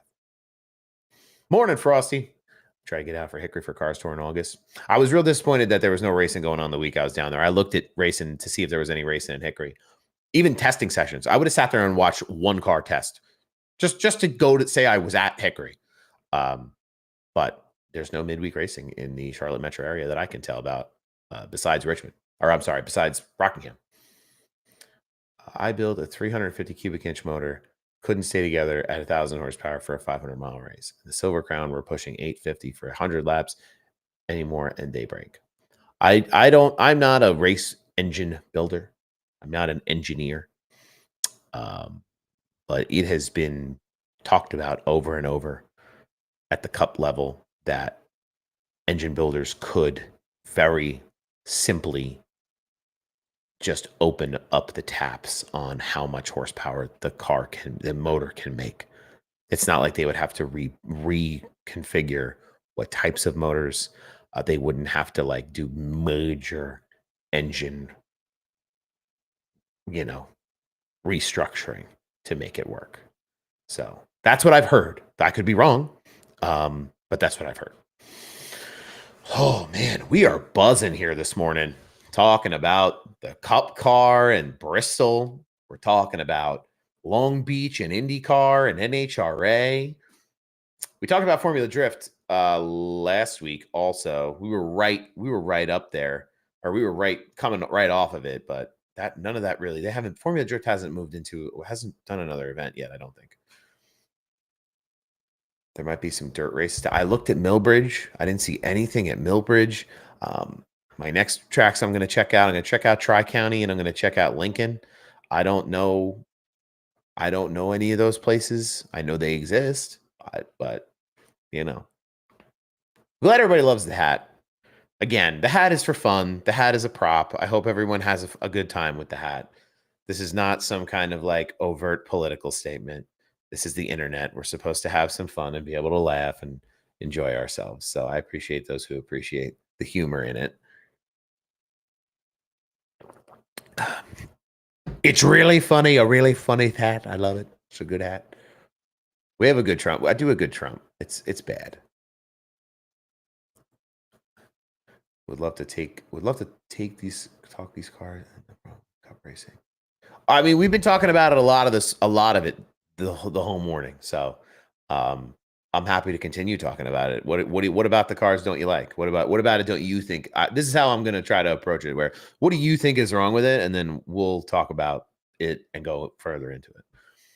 Are you familiar with Cherokee Speedway and Carolina Speedway? I'm not. I don't know a lot of racetracks down in the Charlotte area. I'm gonna have to do my research. It's a 9-hour drive for me to get down there. I'm literally out of my mind. So so I have plenty of time to research on my drive to kind of see what is where in the Charlotte metro area. If anybody has recommendations to go places and do things down in Charlotte, I have a list longer than my arm. A lot of eating and drinking, that's for sure. Gonna go to some of the local watering holes. I know people complain, Charlotte, oh, all the Northerners are coming down and ruin it, turning it into a giant brewery and a brewery. We are gonna go to some breweries as well. But if you think we're a problem in North Carolina, you should see the problems we have up here in the Northeast. I think the biggest issue with the car and the racing is the higher ups trying to cater to OEMs. I don't know if that's true, but I will tell you that NASCAR is a very financially motivated sport. So you take that as you will. I don't know anything that you don't know in terms of like what happens at the OE level. The only thing I did know that other people didn't know for a while was that Honda was in talks, and now everyone knows that. That's not a secret. Carolina is in Gastonia, and Cherokee's in Gaffney. That might be too. I mean, I'm down to like take a ride one night. We'll be there 4 days, if there's something going on. So I'll have to check it out. I'm too worried about attracting other OEMs instead of saying, "Hey, this is NASCAR. This is what we are. Accept it or don't join." To some degree, I think you're right.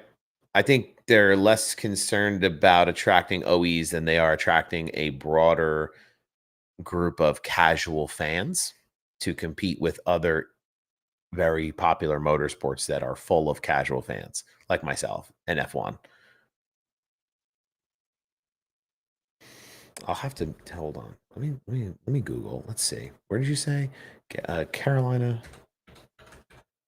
Oh, hold on. Whoopsie.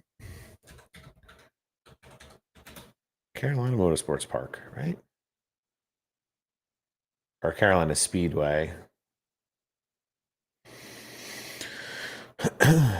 Carolina Motorsports Park is in Kershaw County. Ask me where that is.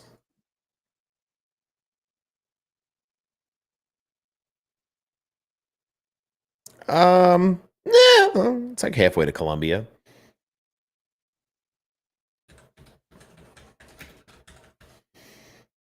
I see Carolina Speedway. Let's see what's going on. Oh, I have it saved actually. Look at that for me. Let's check. Let's see if there's any. Let's see if there's any racing. www.carolinaspeedway.net. Schedule. I'll go see some dirt races. I don't care. I'm into it. March 6th. Well, hold on. Let's check the date here. We'll be there the 21st to the 25th of April. June. May. April. Yeah, there's no. They race the 18th. They're off the 25th, and then they don't run again until they don't have an event until the 26th at Carolina Speedway. Bring back V10. I mean, I don't know if I'm getting trolled, but like I keep seeing that in Bahrain this last weekend, apparently they're having the conversation about bringing V10s back. Apparently I don't know if that's real, but somebody got to check me before I wreck me, because if they bring V10s back to F1, let's party. And then Cherokee Speedway is what you said.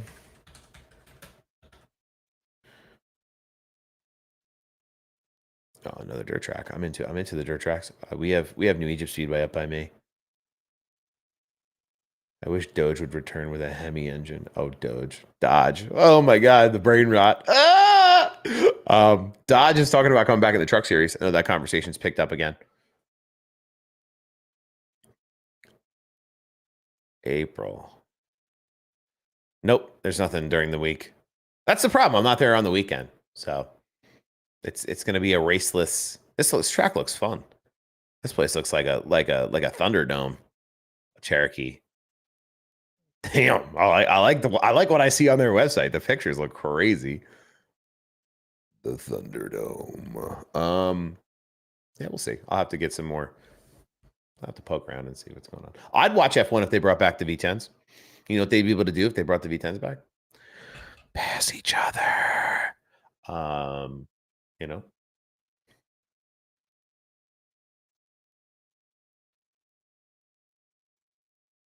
Yeah, that's the problem. I'm only there. I'm only there for during the week. I think I'm going to go to some of the shops. I've been to a lot of them now. Last time I was down there, Penske was closed for a private event, so I've never been there. I'd like to go there. I feel like I do a pilgrimage to Junior Motorsports. It's a buddy of mine's birthday. He's a big Kyle Larson guy, so I'll probably head over to Hendrick to the campus and see if I can get something for him for his birthday. Um, and then RCR is in Welcome. I'd love to go to the RCR museum and see. I always do a drive by past DEI as well. I know that's not open to the public really anymore. I know people pull in there and they take their picture and then they leave because they left the building just standing on the side of the road off the highway.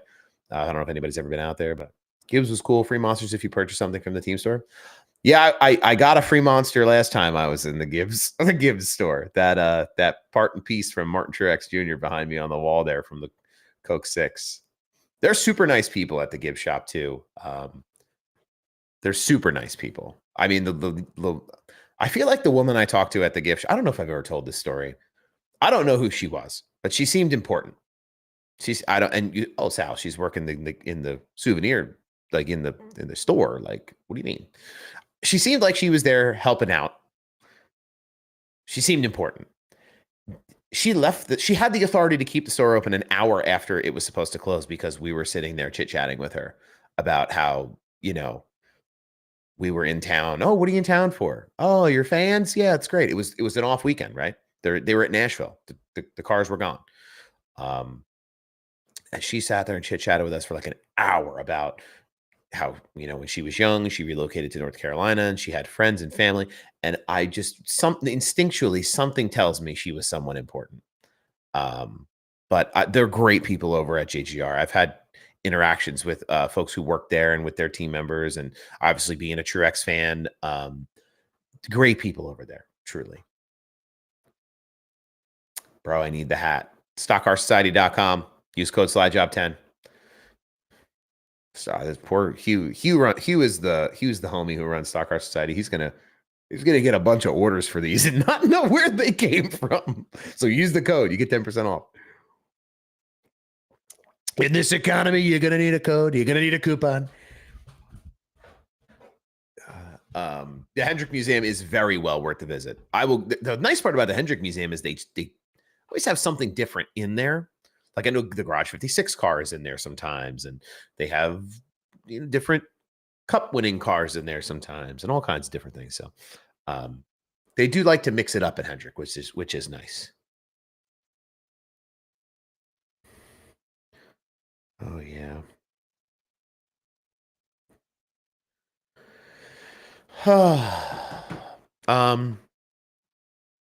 I don't know. I did the track tour at Charlotte last time I was in town, so I don't think I need to do that again. I don't think I need to do that. I was hoping that when NHRA is in town Saturday, Sunday, I leave Saturday, so I don't know what time NHRA starts on Saturday. I was going to just like cruise over there or drive past it on the way out, but I was really hoping they'd be doing like a test on Friday, and I would spend the day in Concord on Friday, and I would just hear the drag cars going down the strip. Maybe I take a little peek through the fence just to see something. But I don't know I don't know if that's part of their deal this week, is to be down in Charlotte for the 4 wides, or next week, Charlotte for the 4 wides that early. So yeah, Junior Motorsports is always a good place. They do test on Friday. See, somebody knows the answer to the question. I love it. Thank you. How do you know that? Is there a schedule? I think that's my next question. Just so when I go to the missus, I can say to her, "Hey, I know we talked about this trip not being all cars," because she likes cars. She likes NASCAR, but she's not like on TikTok on a Tuesday morning talking about it to the internet. She doesn't like it that much. So I try to make it appealing to her that, okay, we're going to pick a day and we're going to do this on this day. So if it's in Concord, like there's other things we want to go do in Concord for sure. Like I want to go to Concord Mills. There's a plant store over there. There's all different kinds of things that happening in Concord. So I would leave real early in the morning, go make it a day, go get coffee, go to the mall, get lunch, go to qualifying, all that. Okay, I'll have to look into that. Hold on.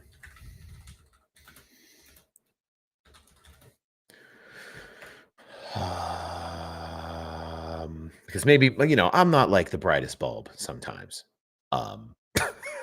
So maybe there's a deal where I just didn't look at the schedule as closely as I should have. April 25th through 27th is what it says. But you're saying to me, yeah, Friday is the 25th.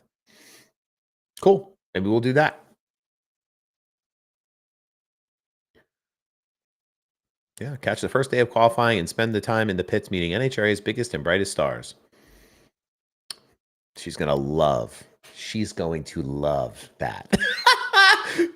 She's going to hate me. But thank you. South Carolina Jeep guy. Thank you.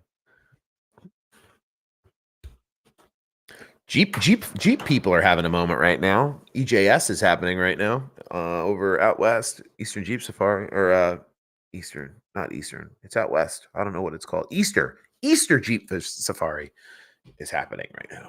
If you're into Jeeps, I always wanted to take an old like Grand Cherokee and chop it up and turn it into a drift car. That was what I wanted to do with a Jeep. So that should tell you about the wavelength styles on. Oh man. NHRA pits are crazy. You can get you can I've seen they like have a rope up but you can walk right up to the car. And you talk about horsepower. I mean crazy dummy horsepower. Crazy. Yeah, we're gonna go on Friday. She's gonna be so mad. I can't wait. Our last day in Charlotte, and we're gonna go to a qualifying session for NHRA. It's probably not all day, right? That's my thing is I want to know, I want too much information where it's like, what time is it? How long does it last? I don't see I don't see event information on here. I mean, the tickets are like $50. It's cool. I think I can get tickets too elsewhere.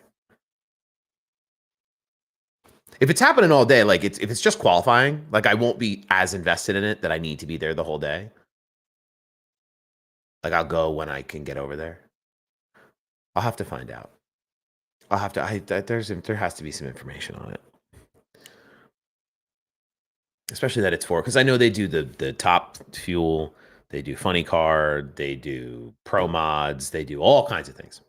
I really want one of those Moon sponsors one of the teams.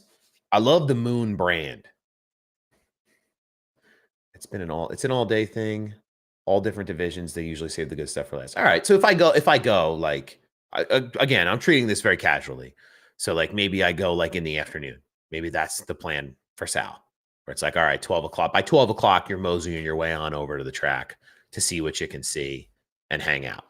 Maybe that's the solution for me, because I don't need to be there at 9 o'clock in the morning. I love racing, but I don't need to be there at 9 o'clock in the morning if there's other stuff going on that day. I really want to go out to Concord and go to Stan's Collectibles and the Lionel store and a couple other places to spend money that I don't need to spend. I live in New Jersey. Oh, they do. Do they bring those for I mean, you talk about grapefruits, brother. These wrecking balls is more like it. I mean, those guys are brave. I barely get on a bicycle. You know what I mean? It's crazy. Oh man. Oh, the only motorsport we haven't covered.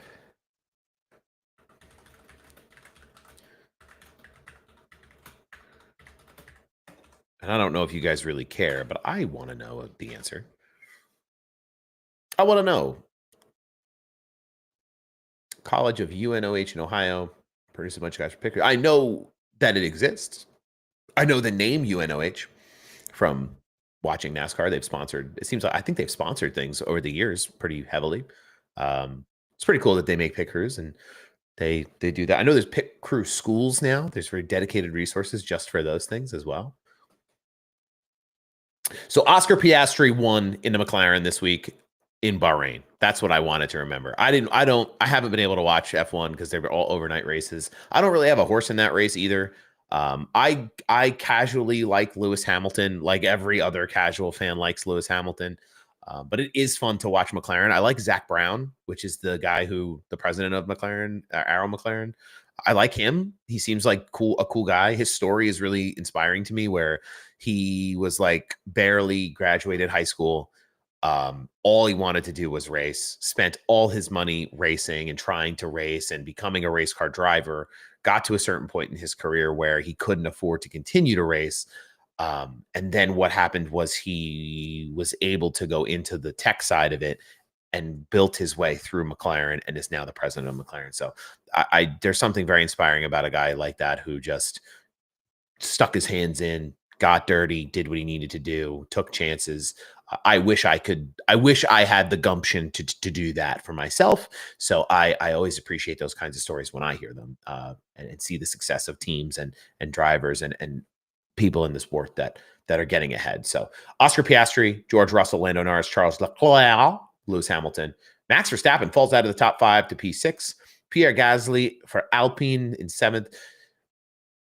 Ocon was in 8th. Always like to see Haas thriving. Want to see Haas thriving. American team in F1 until GM joins under the Cadillac banner. But we got some time before that. Yuki Tsunoda took home a 9th place finish in Ollie Behrman, also a Haas driver. Top 10. Two cars in the top 10 for Haas. Maybe we'll be Haas fans. That shops are right around the corner from what the old SHR building. My dad started the race crew there, lives and breathes it. Yes, they do a lot of races too. Yeah, I've definitely been familiar with UNOH. I don't know much though beyond just the name, but that's really cool that they do that. I mean, you have to be so dedicated to not just to go there, but to develop programs there. Yeah, for sure. Cadillac will be cool. Be cool to have some screaming bald eagles out there on the track in F1. Maybe it'll attract some more American fans, American involvement. I found it so funny when Cadillac decided they wanted to join F1, how they like initially told them to get lost. If you're F1, you came to the United States to exploit our fans' money for their money in Miami, in Texas, in Las Vegas. I've seen the price of a hat at an F1 race. Don't tell me you're not coming over here and trying to fleece us. You are. Then for them to just turn around and tell Cadillac, oh, no, we're just going to come take all your fans' money, but you can't race with us. You know, you saw how long that lasted under the Andretti thing. And now we have Cadillac, which is God's gift to Formula One. I hope they get Daniel Ricciardo. I hope that's who they start with. But I do think that Cadillac deal gives American drivers and drivers in America in general, whether they're American or not, a chance to run in F1. So that'll be interesting. I have an education partnership with UNOH. They're great people there. See, we're getting a lot of UNOH talk in here today. I love it. If I can go back and do it all over again, I probably would have went to school for something more motorsports oriented. I don't know if it would have been UNOH, but I probably would have focused a little harder. I did so many different things when I was in school, sports wise. I did broadcasting and journalism, and it was a very broad experience for me. It wasn't always very motorsports focused. I'll tell you that. I got back into racing. Man, I was probably last year of college. We were in college. I wonder if Honda. What is this? Hold on. I wonder if Honda and Audi is coming to NASCAR. A Honda maybe. Audi never. I would never see Audi unless they came with a Brinks truck. I don't know how they would be. I don't think they'd be interested in that in terms of like who their brand is. Are they selling a lot of Audis to NASCAR fans? Probably not. Honda going to have a better time selling Civics and Accords to NASCAR fans. That's really the whole reason that OEs get in on it, right? It's a marketing tool.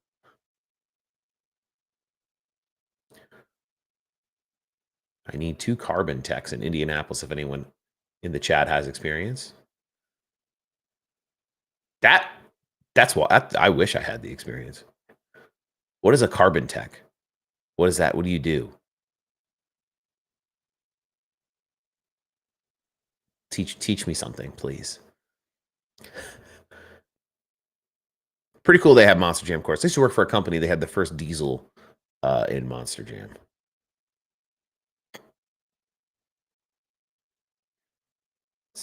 we have any other fun, exciting news to talk about? I'm going to run through some of the point standings here.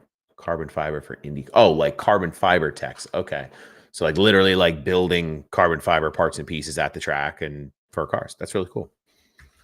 That's what it sounds like, at least. Also, too, NASCAR. Okay, yes. NASCAR Xfinity Series, the rights are up for bid. NASCAR is seeking $10 to $15 million for the naming rights for the Xfinity Series after this year.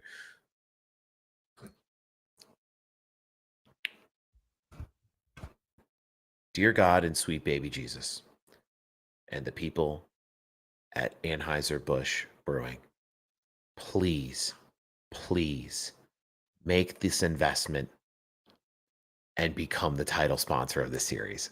Give us the Busch Series back, please. I implore you to do this. Thank you. That's my begging plea to the folks over at Busch. It's a lot of money. Let's be real. Like that's not a small amount of money to ask for a marketing partnership to be a title sponsor of a series. So it's something they have to decide is worth it for them. But it would be so great for us as fans to have that back.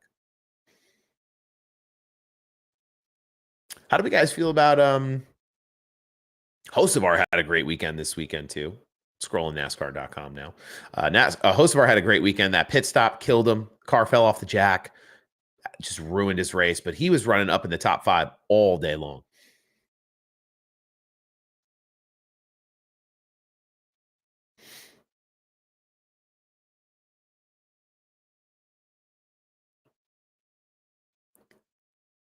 Power rankings, Allmendinger on a roll. Yeah, there's some interesting rankings in the stand. There's interesting people in the standings right now. Now we need a resurgence in cigarette sales for Winston to come back. I think tobacco sponsors are banned, like internationally, I think. StockCarSociety.com. Check it out. Use code SlideJob10, get 10% off. I'm going to talk about another partner right now, though, because everybody loves this hat today. But I'm going to give you kind of some insight here on some other folks that are making some cool things. If you can see up in the corner here on YouTube and Facebook and Twitter on ATYL Media's streams, is Happy Hour Racing. Happy Hour Racing is a partner of Above the Yellow Line Media. We do some big things with them, with Happy Hour. They have a really unique array of product, right? Where you can sign up for boxes and they'll mail you monthly different hats, different accessories. You kind of pick what you want and they'll mail it right to you every month, like a box of just NASCAR stuff. They also do like a subscription pack for race winning apparel, where if your driver wins a race, if you're Kyle Larson fan, you win 6 races a year. Every time he wins a race, that shirt and that hat gets shipped right to your house. So they do some really cool things at Happy Hour Racing. Make sure you check them out. Tell them ATYL Media sent you. Tell them Slide Job Sal sent you. Well, figured I mentioned that while we're talking about hats and shirts and all these different things as well. Oh man, it's 9:50. All right, we're gonna run through the point standings of the series, and then I'm gonna do the Wordle, and then we're gonna be done. I love doing the Wordle with everybody. We're gonna have fun with that. So stay tuned in here. Top of the point standings in the Cup Series: William Byron, Denny Hamlin, Christopher Bell, Kyle Larson up 2 spots into 4th with his win on Sunday. Chase Elliott drops down a spot to 5th. Ryan Blaney moves up to 6th place in the point standings after Bristol. Tyler Reddick moves down 2 spots to 7th. Bubba Wallace in 8th. Joey Logano in 9th. Alex Bowman in 10th. Some interesting names of note here, though, inside of the top 20, right? So Ty Gibbs has moved up into the top 20. In 21st is John Hunter Nemechek. All right. And I know 20th in the points is not like where you want to be, but at this stage of the year, the way things look, there might be quite a few drivers who point their way in. The biggest name to me that sticks out, though, is in 16th in points is AJ Allmendinger. And when we think AJ Allmendinger, we think Roval, right? We don't think about how well-versed he is at these other tracks and Colleague. And he's having kind of a year based on how he's run in the past and what that program has given him. So interested to see what AJ can do moving forward. He's setting up a good baseline for himself because we know he runs really well at the road courses. Really haven't been to COTA, right? But like we haven't been to like a Watkins Glen yet or a Roval yet. So you think there'll be more than 10 winners? I think it'll be close. I'm not confident that there will be more than 10 winners. Can somebody help Jason out? He needs a carbon tech, and he needs somebody with a CDL for IndyCar NXT. I wish I had that experience because that sounds like the dopest adventure to take. He also needs 2 welders and welder fabricators as well. Sounds like if you're a welder fabricator or a CDL driver or a carbon tech in the area, Jason has some opportunities for you. Hit up Jason. Go do cool stuff. I wish I could do that. I mean, short fuse, 13 winners this year. I think it's going to be close. I think if you had to set an over-under for over 10 winners,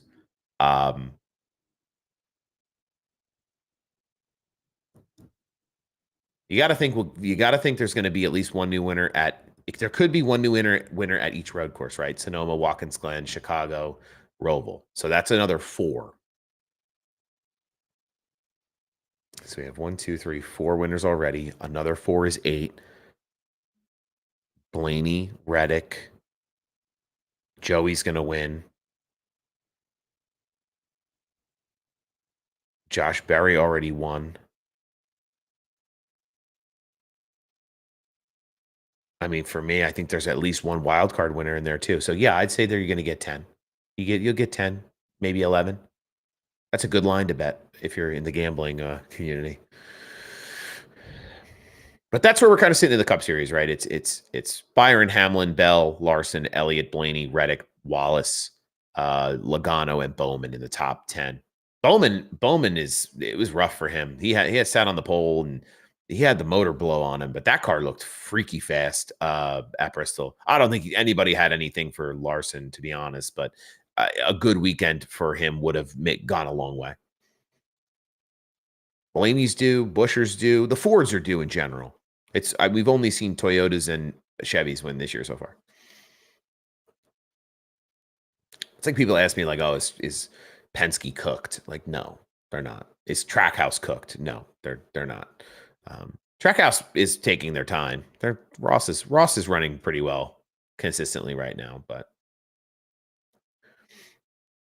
all right, let's check the Xfinity Series point standings real quick. You got Allgaier, Sam Mayer, Jesse Love, Austin Hill, Connor Zillich, Carson Kvapil, Brandon Jones, Sheldon Creed, Ryan Sieg, and Sammy Smith all in the top 10. Homie, friend of the stream, Daniel Dye in 11th place in the point standings. Harrison Burton kind of dropping out there. I know he had a rough weekend. The Burton brothers, 12 and 13 here right now in the Xfinity Series in the point standings. Taylor Gray climbing, scratching, clawing his way back up and through. He's 16th in the points, up a spot this week.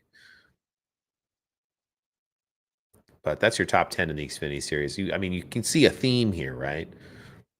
Junior Motorsports, Haas, RCR, Junior Motorsports, JGR, Haas. I don't know who runs this Ryan Sieg car. I don't know who that is. That's not a big team. He's one of a handful, though, who is not. He runs for RSS Racing. Gotcha. Okay. I love Hocevar. I think Hocevar is good. I like him. Fun guy, funny guy, triple dipper guy.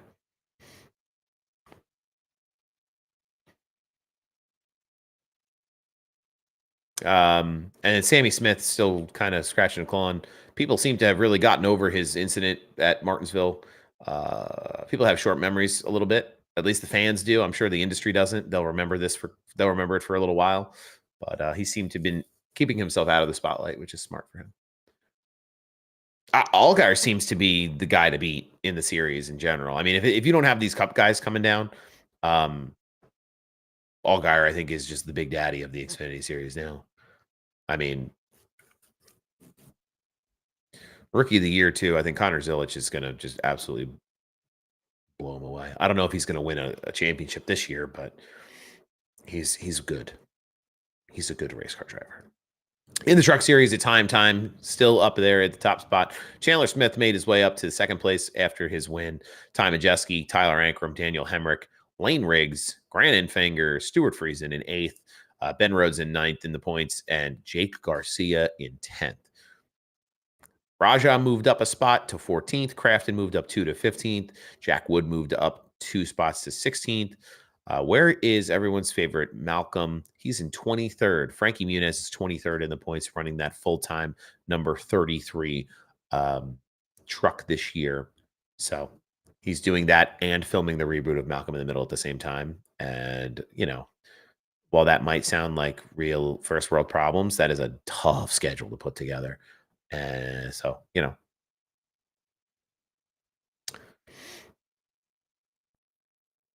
And for Rockingham this weekend, we're going to have the Xfinity Series. We have the entry lists for this. It's just the entire. We have Casey Kane is going to run this race. Greg Van Alst. I always make a note of him because he came up from ARCA, but Van Alst will be in this race. I got this hat from Stock Car Society. Use code Slide Job 10 at checkout to get 10% off. Yeah, Casey Kane's going to be the big one this weekend at Rockingham to keep an eye on. Patrick Emmerling is going to run. I saw Patrick Emmerling run a modified last year. He's cool. He's cool people. Great driver too.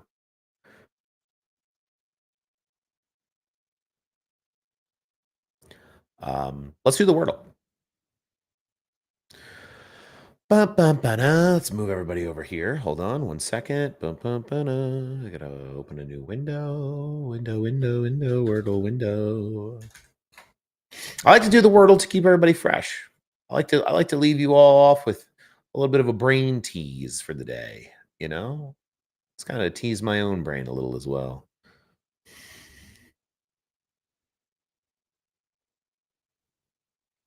Boop, boop, boo. And then I can put myself down in the corner. Yes. All right. So now I ask that my only ask is that you don't directly spoil it. I'll get to a certain point where I won't know it. And then I'll probably ask for help. But if you've already played it and you know the answer for today's Wordle, don't just come out here and blurt it out to me and ruin this for everybody, please. At least don't ruin it yet. So I think in the theme of today, right? I think horse is going to be our first guess. For horsepower, baby. Okay.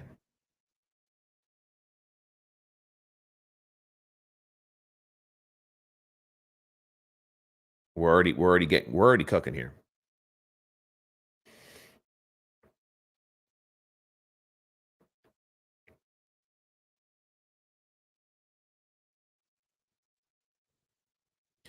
Okay. I thought I could get the SHE there, in a line. I thought that was going to be a good one.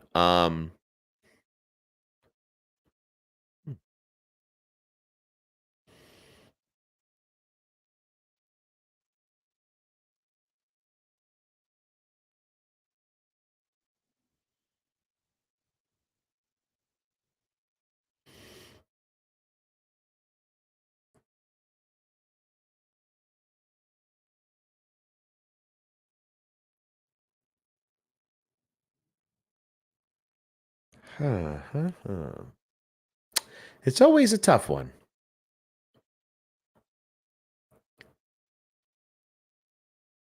These are always difficult. It's always tough when you don't know the positioning of the letters, right? Because then once you get one, you can build around it. We're going to build around the words so good. We're going to build so incredibly well. We're going to build them really tall. I don't know where we're building really tall around words, but we're going to build so good, so really fantastically good. I'm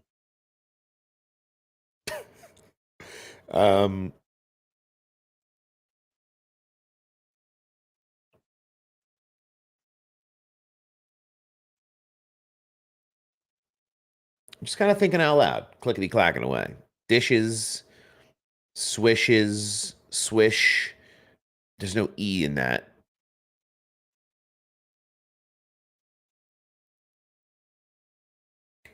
Even just trying to position the letters somewhere. I don't know.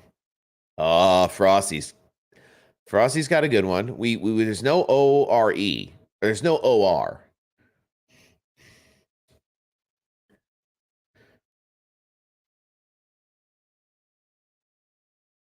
So it's no R, no R. Fresh. Fresh is a good one though. ESH.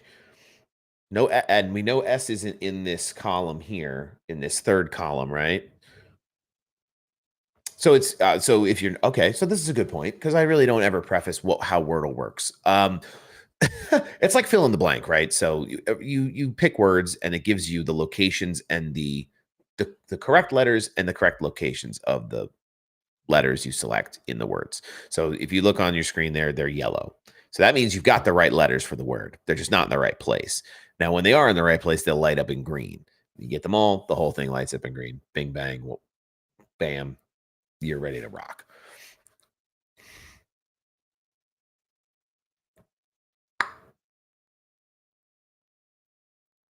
So we know H and S are not the first letter. We know H isn't in the second letter. We know E isn't the third letter. S is not the third letter, and E and H are not the fourth letter. So we're kind of like jumbled around a little bit. I think it's ES, something ES. If you want to give me a hint, I'll take a hint, but don't give me the answer. Because I think I'm onto something with ES at the end.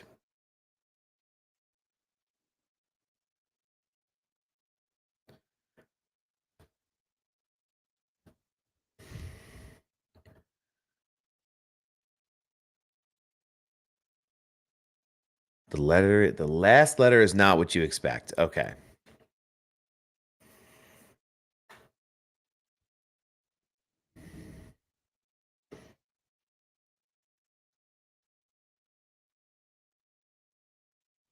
That helped us kind of identify where these letters were. The last letter is not what you would expect. So there's a letter on here. There's a letter not on this board right now that we are not focused on that could be part of the answer.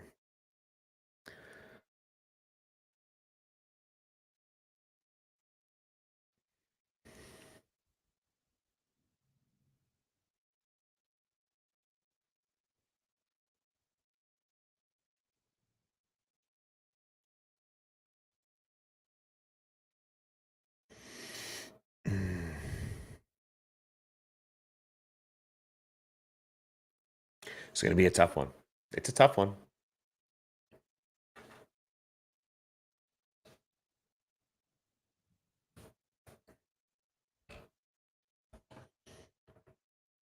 Okay, I appreciate that. It starts with an A.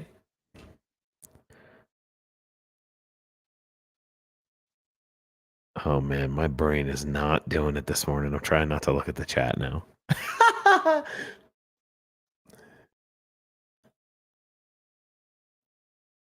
Ah, Eric Longchamps. I don't know if Eric did it, but we got a lot of help from Carlson there. Ashin.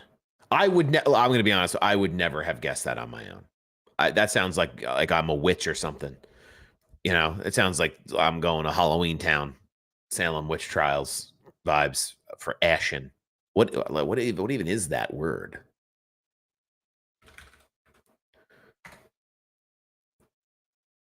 Ashen is an action role-playing game. Okay. Looking pale and gray from illness, shock, or fear is what Ashen is. The Cambridge Dictionary. It's a game. It's a movie. Interesting. I would never have guessed it. So thank you all for your contributions today because Lord knows it was never happening. So big dubs in the chat for Carlson and Eric. Excellent work, gentlemen.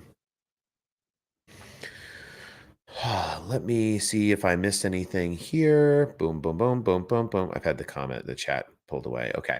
Yeah. Brain Hurt's going to go watch cars driving circles now. I'm going to go to work now. Tune myself up for the day to go to work.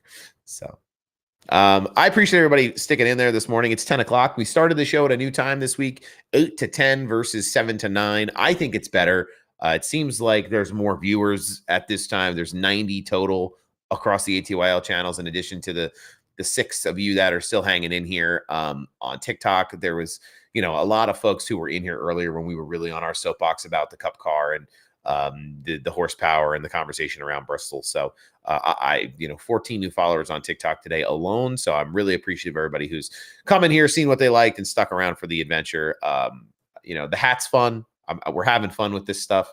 There's problems. They need addressing. We have an off week coming up. I will not be doing a show next week post Rockingham. Everything you see behind me, the backdrop in these camera shots, will all change starting the week after Easter.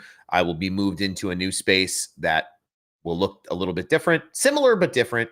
So I really appreciate everybody who's been along for the ride here while I've been in my living situation here. We've done some fun things, some content with the sim, with the diecast cars. I have some stuff that I'm still editing for the diecast cars. We've gone to a lot of races out of this house, but we're moving on in hopes of being able to purchase our own home someday. We are moving on to a different living situation, so we can try to position ourselves to do that in the future. So things will look a little different, but the content will remain the same. But you will miss me next week. I probably will be I will be pretty off topic the week after Easter, because I'll be down south. It'll be a little different versus what I usually post. So I don't know. I'm glad everybody got their 2 cents in today, though, about the Cup car and the tire and the way things need to be fixed. But there's so many solutions. Could add horsepower, could fix the tire, could do this, that, or the other, right? But at the end of the day, it's about making good racing product, and it's about really letting these guys run these cars and really see who the best drivers are, and the entertainment will follow. So really hopeful for the future on that. Rockingham should be a blast. We haven't been back at Rockingham in how many years? Over a decade, I think. So to see cars back on track there will be a big nostalgia factor for people, especially to, it's not much of an off weekend. So if you're headed out to the track, bring the Easter Bunny with you. Make fun out of it this weekend, even though people are working in the industry and keeping themselves busy all around the track. But that is all I got for today, everybody. I appreciate everybody who stopped in, all the likes, all the comments, all the love. I can't wait to go back and see how many comments there were in the live chat today. There were a lot. I know I lost track of the live comments. So I appreciate everybody who came in and gave their 2 cents. I had a segment of the show today that I didn't even get to. I'm already over 10 minutes. So I was going to do some social sips like Mamba does for Happy Hour Pod. I was going to read some tweets and kind of cruise through what people were talking about online, because there was some wild takes on the race at Bristol where people just, I tell you what, Kyle Larson, Hendrick Motorsports has some very dedicated fans that will die on the anthill of Kyle Larson and Hendrick are the best. They've never been anything but absolutely the best, and everyone should love them for all the reasons. They're very passionate about their love for Hendrick Motorsports. I love Hendrick Motorsports too, but not quite like some folks do. But all right, it's the Italian goodbye, the 45-minute goodbye. There's so many people in here. It kills me to leave.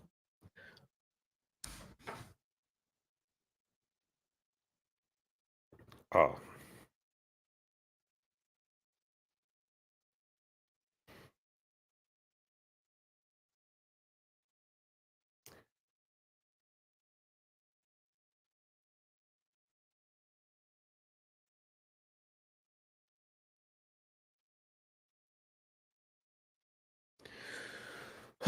Kills me to leave. It kills me to let's see. Hold on. Let's see. Maybe we'll scroll through a few quick little tweeties. A quick little tweety. A tweety. If I go to my explore page, let's see if we can just pick a few. Steve Burns would have been 66 today. God bless him. R.I.P. to a real one.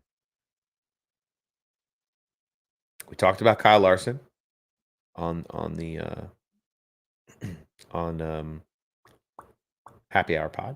We saw, oh yeah, the tire that got away hit Daniel Suarez back of his car. That was scary. We didn't mention that.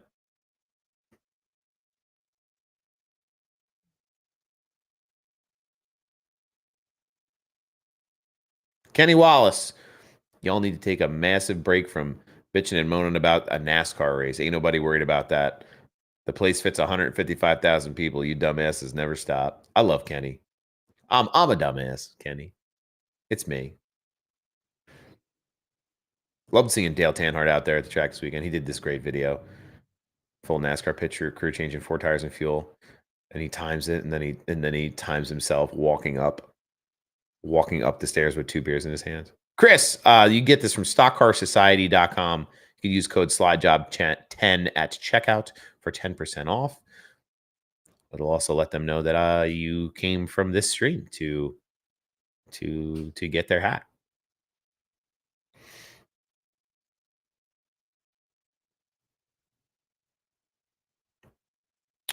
People tweeting. There's lots of tweeting happening. I'll tell you that. Yeah, you got it, Chris. I appreciate it, man. Thanks for supporting the people that support Sal. I mean, it seems like the hottest takes happen right after the race. It's kind of tough to track them all that. I love that the Masters content kind of got looped into. Rory came back. What an up and down week that was, or tournament that was.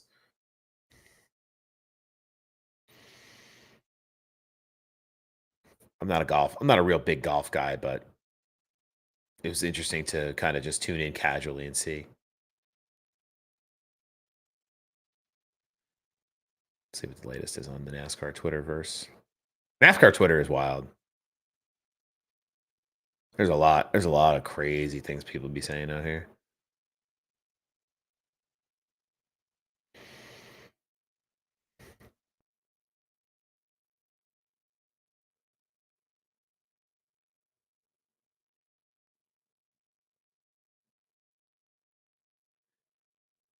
We talked about Did we talk about Catherine Legg? She's going to run again. Mexico, Chicago, Sonoma, Watkins Glen, Richmond with Live Fast in the Cup Series and Xfinity in Rockingham, Talladega, Texas, Charlotte, Nashville, Atlanta. And then she's going to run at Indianapolis with Jordan Anderson. So we're going to see more Catherine in the Cup and Xfinity car. I'm glad that they gave her another chance. Honestly, the way they set her up there that first race at Phoenix wasn't right. It wasn't the right way to do it. She has tremendous racing caliber. Her history in the sport is tremendous. That doesn't mean that it translates right away. It doesn't, obviously. But the fact that she's going to get some more time to really get acclimated and understand how the car drives before she gets back in a Cup car, I love that for her. If she's going to take it on, I'm into it for her. I hope it all works out. I know it will. It will work out because she's going to have more experience to bring to the table when she gets back in the Cup car. So good for her. Happy for them. Happy for Live Fast. We're Live Fast stands. Live Fast. Where is it? Poke. There it is. Boop boop boop. Did some work for Live Fast a couple of years ago. Great people over there. They do a hell of a job with the resources they have to even just get on the track. So happy for them to do this kind of a partnership, to have this kind of relationship with Catherine. But all right, kids, I think we're gonna call it there. I appreciate everybody who tuned in today. Where do you get one of these hats? Oh man. Oh, you get one of these hats at stockcarsociety.com. You can use the coupon code SlideJob10. Speed and power. The old Jeremy Clarkson. We're going to bring so much power. We're going to have so much horsepower. It's going to be unbelievable. I guess I am. Can you click on links in the chat?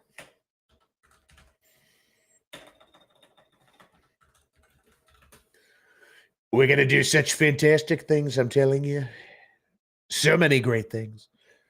The hats from Stock Car Society, they're going to be sold out. The Trump impression is too good. It's too good. Yeah, it's too good. It's too good. China could never build a 1,000 horsepower stock car. They could never do it. And even if they did, we'd never have it here. The tariffs would be incredible. We'd have 1,000% tariffs, 1 tariff per horsepower. Yeah, they got some good hats in here, but I'll talk about the one I'm wearing. So, but that's gonna wrap it up for me today, boys and girls. So I appreciate everybody. Follow along. We're here every Tuesday morning. Hopefully, we'll be live again this week. Maybe we will do a little roundtable discussion later in the week. I have considered, now that I have the hat, like, what if I do content in the impression? And it's supposed, again, I've said it how many times today. It's supposed to be fun. We're having fun. It's funny. It's not supposed to be like this politically driven thing, but the internet just will assassinate you. Like, character assassination is the biggest thing, right? So, like, I get a little nervous. I gotta get the wig. Oh man, I get a little nervous, like, sometimes with it, because I don't want to, like, become known as like the NASCAR Trump guy. I don't want that to be my thing. I used to be the NASCAR tire table guy. That was my thing, and that's a good thing to be. I might become that again when I go down to Charlotte and buy another tire this week or next week. But yeah, I mean, it would be pretty funny to do. So we'll see. I'm thinking about it. I'm thinking about it. I don't want to ruin my future if, God forbid, somebody wants to try to take me down in the road. Justin Danger, not later, however it's spelled. Listen. Oh, I love that guy. Yeah, he does a lot of NASCAR stuff too, Justin. Hey, did you know? Now you do. He's cool. He does some cool things. Listen, did you know? He goes off the wall too with some things. I love Justin. He's a great guy. He's taught me so much. His videos, they're really fantastic. I'd love to interview Richard Childress, my good friend. It's funny because he is friends with him. Hello, everyone. How are we doing? We know that the drivers appreciate the president because we saw them interact with him at the track at Daytona. So I think they would think it's funny. I think it's just hard for me because I do it enough that, like, amongst my friends, that they're like, all right, like, it was funny 5 years ago. So I'm glad that other people think it's funny. Mr. Joey Logano, can we talk about your hair plugs? Because I need some good hair plugs myself. Did you go to Turkey? Was this a turkey job? All Team Penske was just at the White House. I saw a piece of content NASCAR John put out about it.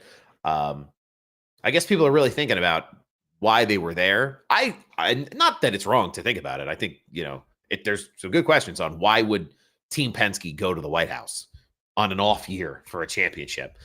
I mean, they did win the Rolex 24-hour this year, so, like, maybe that. But I read the comments on some of those posts, and that makes me like, ooh, okay. I just want people to have fun, and it's satire always for me. I don't care who you vote for. You vote for whoever. I hope that people vote for whoever they feel benefits their interests, because we all have to see ourselves succeed to some level. So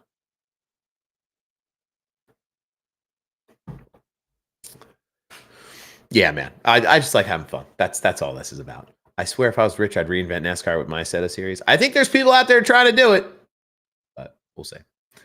All right, I'm gonna keep TikTok going for a little bit because I've been on ATYLs for overtime. So we're gonna shut her down on ATYL. I appreciate everybody who's been there. Thank you so much for your support today. The Splash and Dash Morning Show, post Bristol, the Make Cup Cars Great Again, 1,000 horsepower again stream. was a smashing hit. New time, new day. We're off next week, so we'll be back on ATYL Media again in May. Yeah, the first week of May by that. Oh, maybe that week. Oh no, I'll be back the 29th. Back the 29th of April. And then I'll be gone again the week after that because I have a work trip. I don't think I've even told anybody about that yet. So but yes, thank you all for tuning in on the